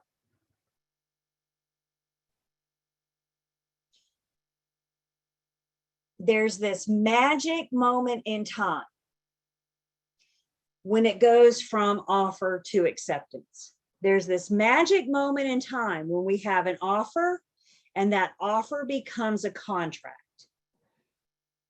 And it's really important that we know that moment, that instance, that the offer becomes a legally binding contract. And in order to become a legally binding contract, I must have two things. We must have the last offeree's acceptance. For your exam, when you see that the offeree has accepted an offer, know that it has been signed. Your test questions may not specify. For your exams, when you see that the offeree has accepted, know that it has been signed. In the real world, do you want to verify that it's been signed?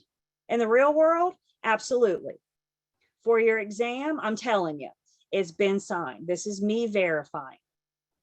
So step one in going from an offer to a contract, we have to have the last offeree signed. They have got to accept the terms of the offeror.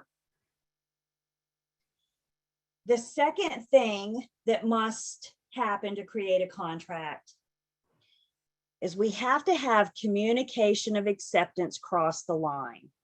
The offeree has got to notify the offeror that their offer has been accepted.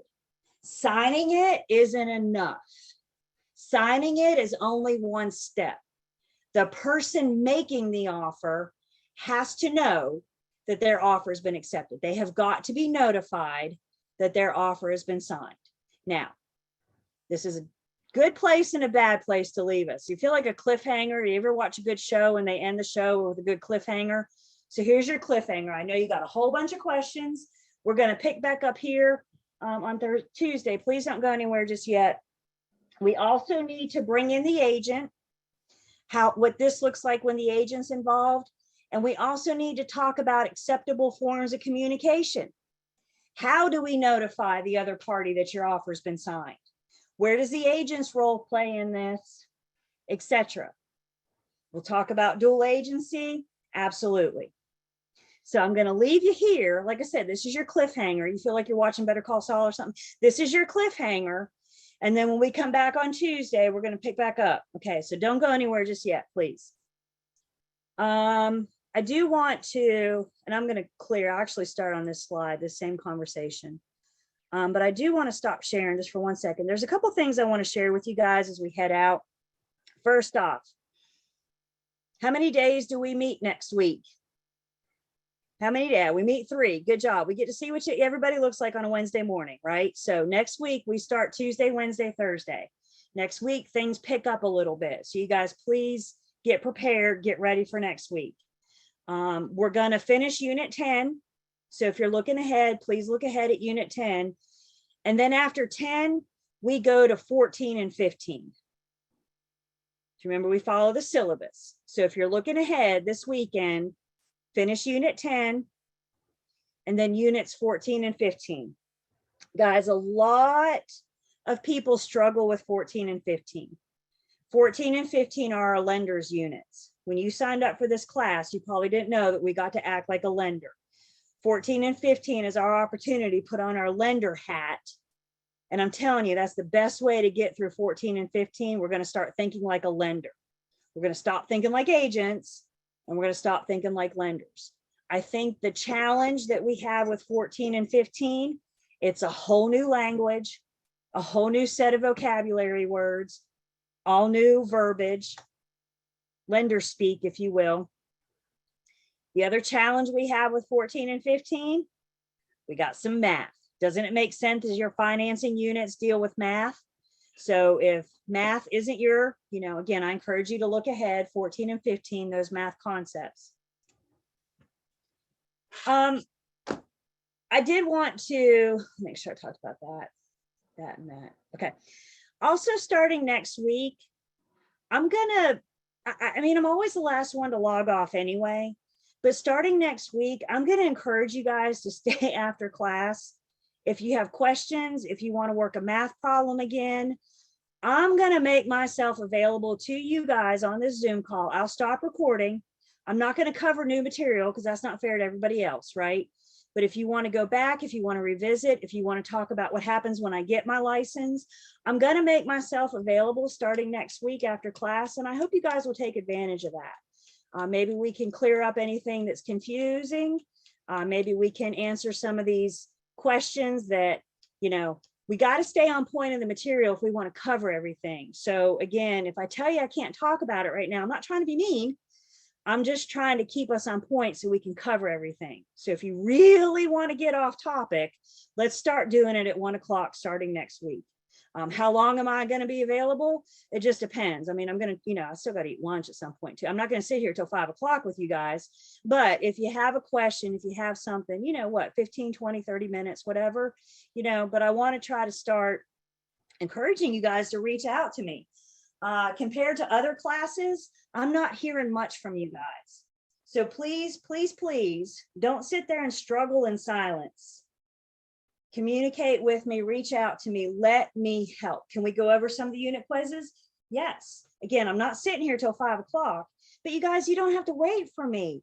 You can send me an email this weekend and say, help me with this.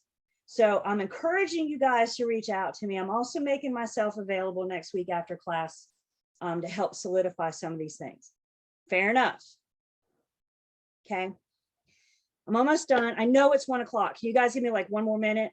The other thing I want to share with you guys, there's some supplemental material. I know some of you have been through your book and you've been through Learn, Test, Pass, but I wanted to let you guys know a few other resources available to you guys.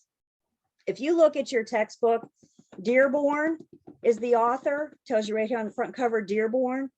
Dearborn has an app, and Dearborn's app provides interactive flashcards, Q&As, questions, that kind of thing, explanation of the answers.